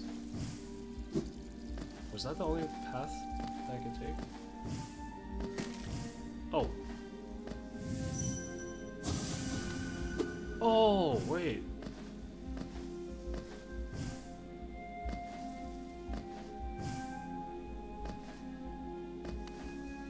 Are these guys... Oh, wait. This is... They're dropping dead bodies.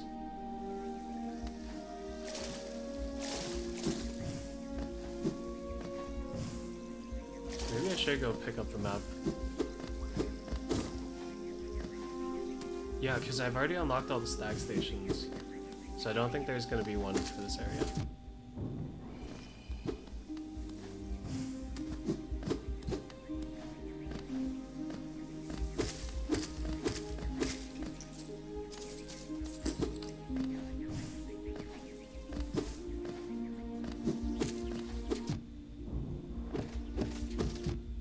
Wait, what? Oh. Literally just shooting me. As I ignored it.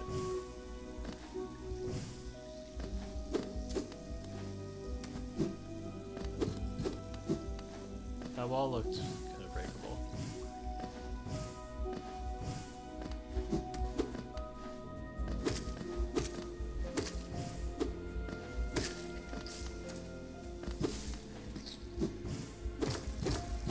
Yeah. Let's go breakable walls.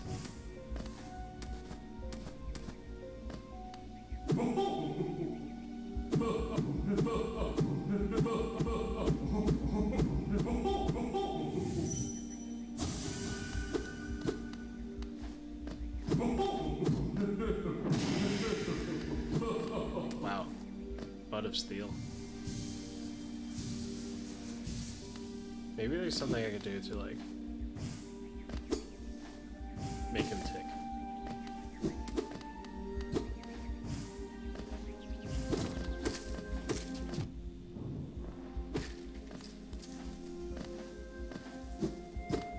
Who are you?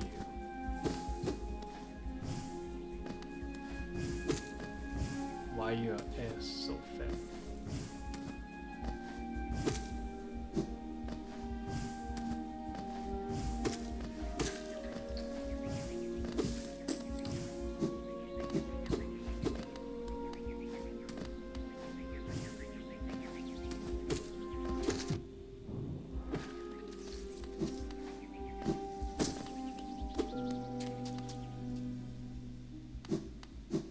Do I get to meet the person? No?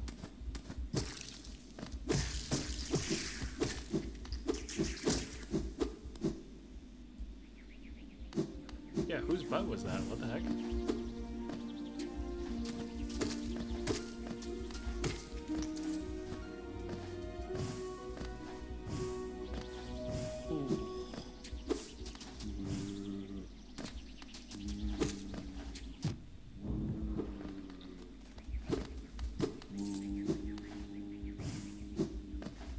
Ooh. Oh. Billy Boy. Oh, tiny thing, you climb high. Seek them knowledge of these lands. This ashen place is grave of worm. Once told it came to die. But what is death for that ancient being? More transformation, methinks. This failed kingdom is product of the being spawned from that event. One prefers its might not be pride. It is rather unsettling, rather invasive. Oh, this guy must be important. There's only like the more, yeah, there's only a few characters who pointed that out. The Dream Nail lady.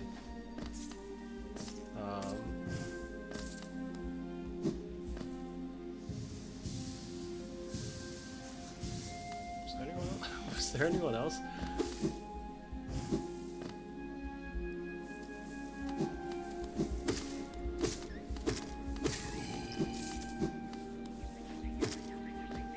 I think this is a different area.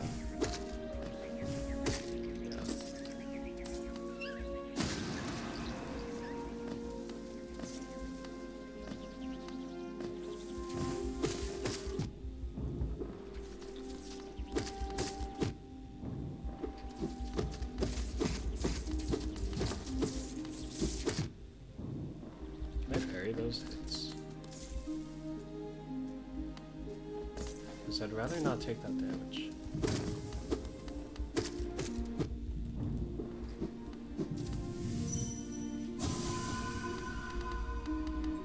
Let's go. Oh, hey!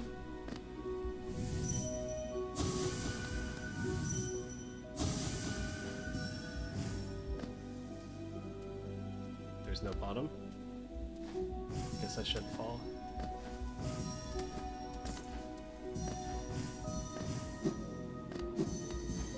Yeah, so those look like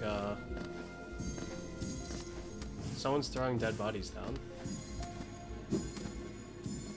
I haven't seen this many characters since ever, so I'm kind of confused by how many people are falling. What is this? Entrance to something.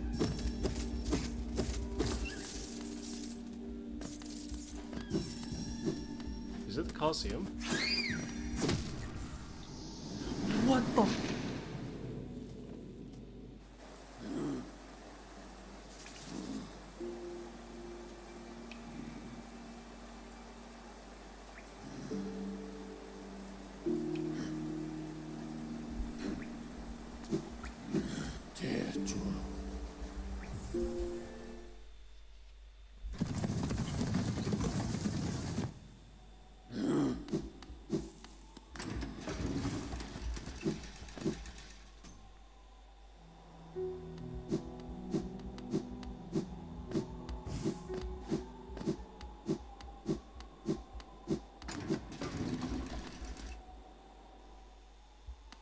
Really? Chisana Patnelu. Yes, I can see the regrets you've left behind. Left behind? A dark stain far away at the very edge of the world? As a service, I can return your regrets to you, so they can be dealt with. You want that, yes? But I am very hungry. Perhaps you'd be willing to part with a little of your food? Sleep for as long as I have and you build up quite the appetite. Starring. I will enjoy this morsel tremendously. Now, as promised, we will begin the ritual.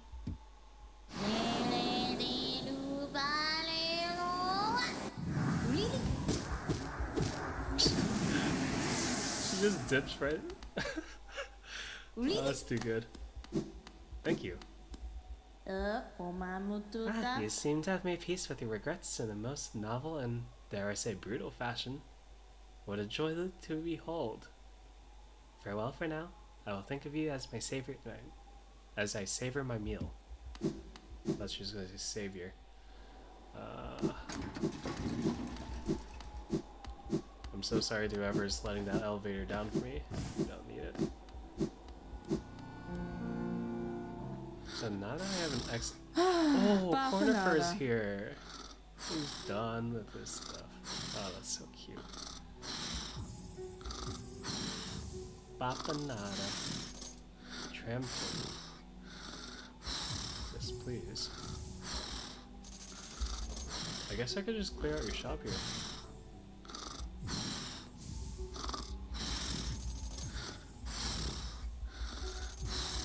Oh, Cornifer's worked so hard.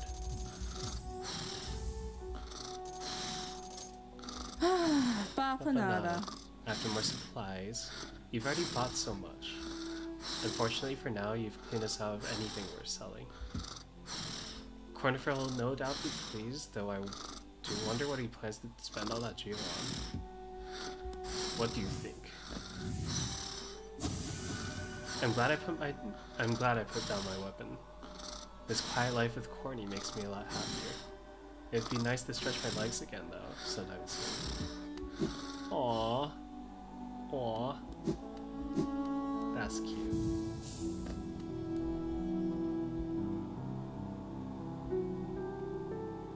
Oh, there is a bench. Okay. I just didn't go down there. Oh, in the little hole on the left side. Yeah, Coliseum of Fools. Wow. Okay. Oh, and there's an entrance over here. Oh, cool, cool, cool. Yeah, so there's not too much left to discover, I guess. Oh, I was. Okay, yeah. Okay, so I could actually probably finish the game now, right?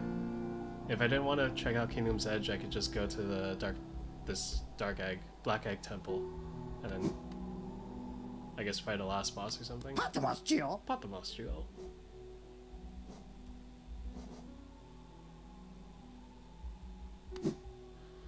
How many vessel fragments do I have?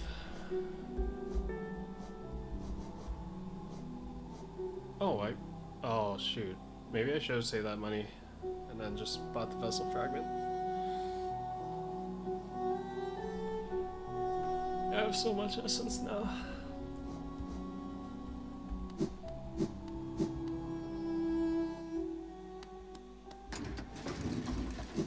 I think with that, I can actually finish upgrading the Dream Nail.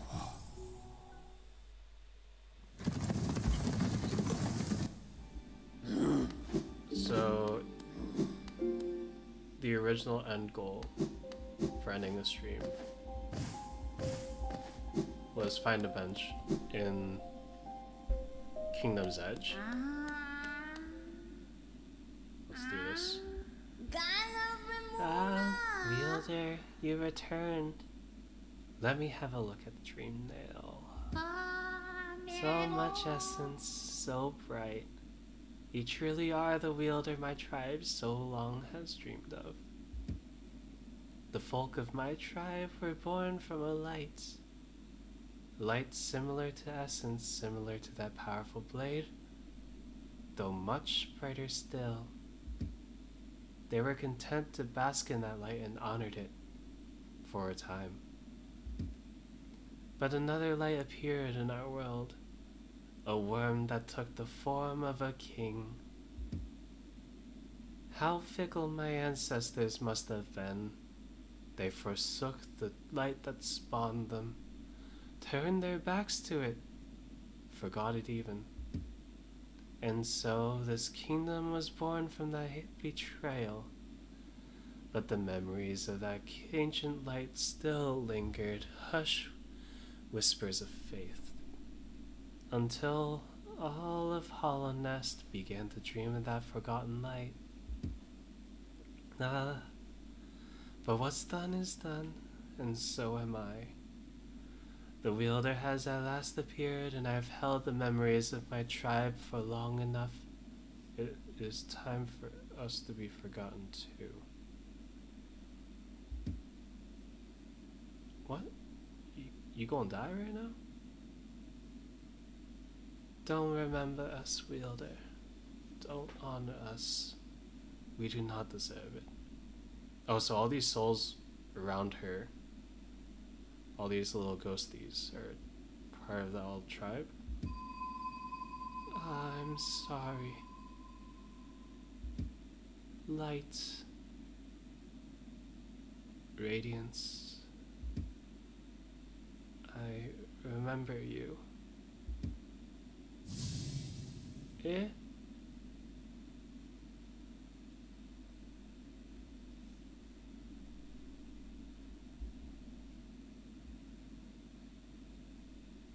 Rest in peace.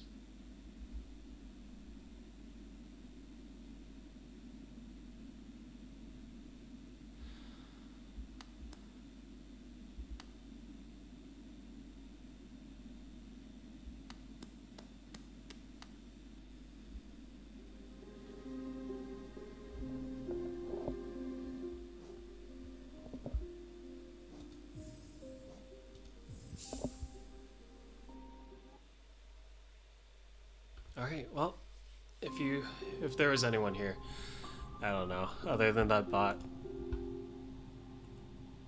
thank you for joining me. Accomplishments today: Path of Pain completed, Lost Kin Dream Form defeated, Stone Sanctuary Soul Warrior defeated, Kingdom's Edge visited, Cornifer's stuff bought out, and now the seer can rest.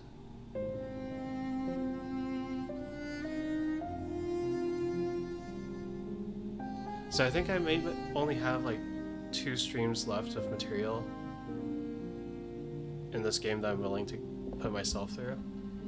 I would maybe like try the Coliseum if I could, but I don't think I'm good enough at the game to subject myself to that.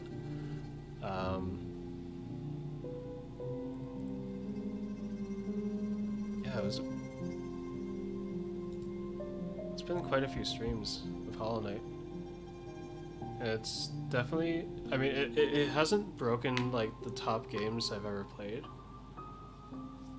but it's really, really enjoyable. I mean, like, I can't think of a reason why I would dislike it.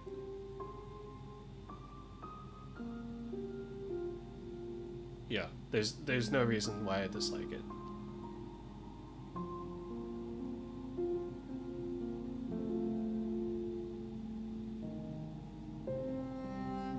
Wow.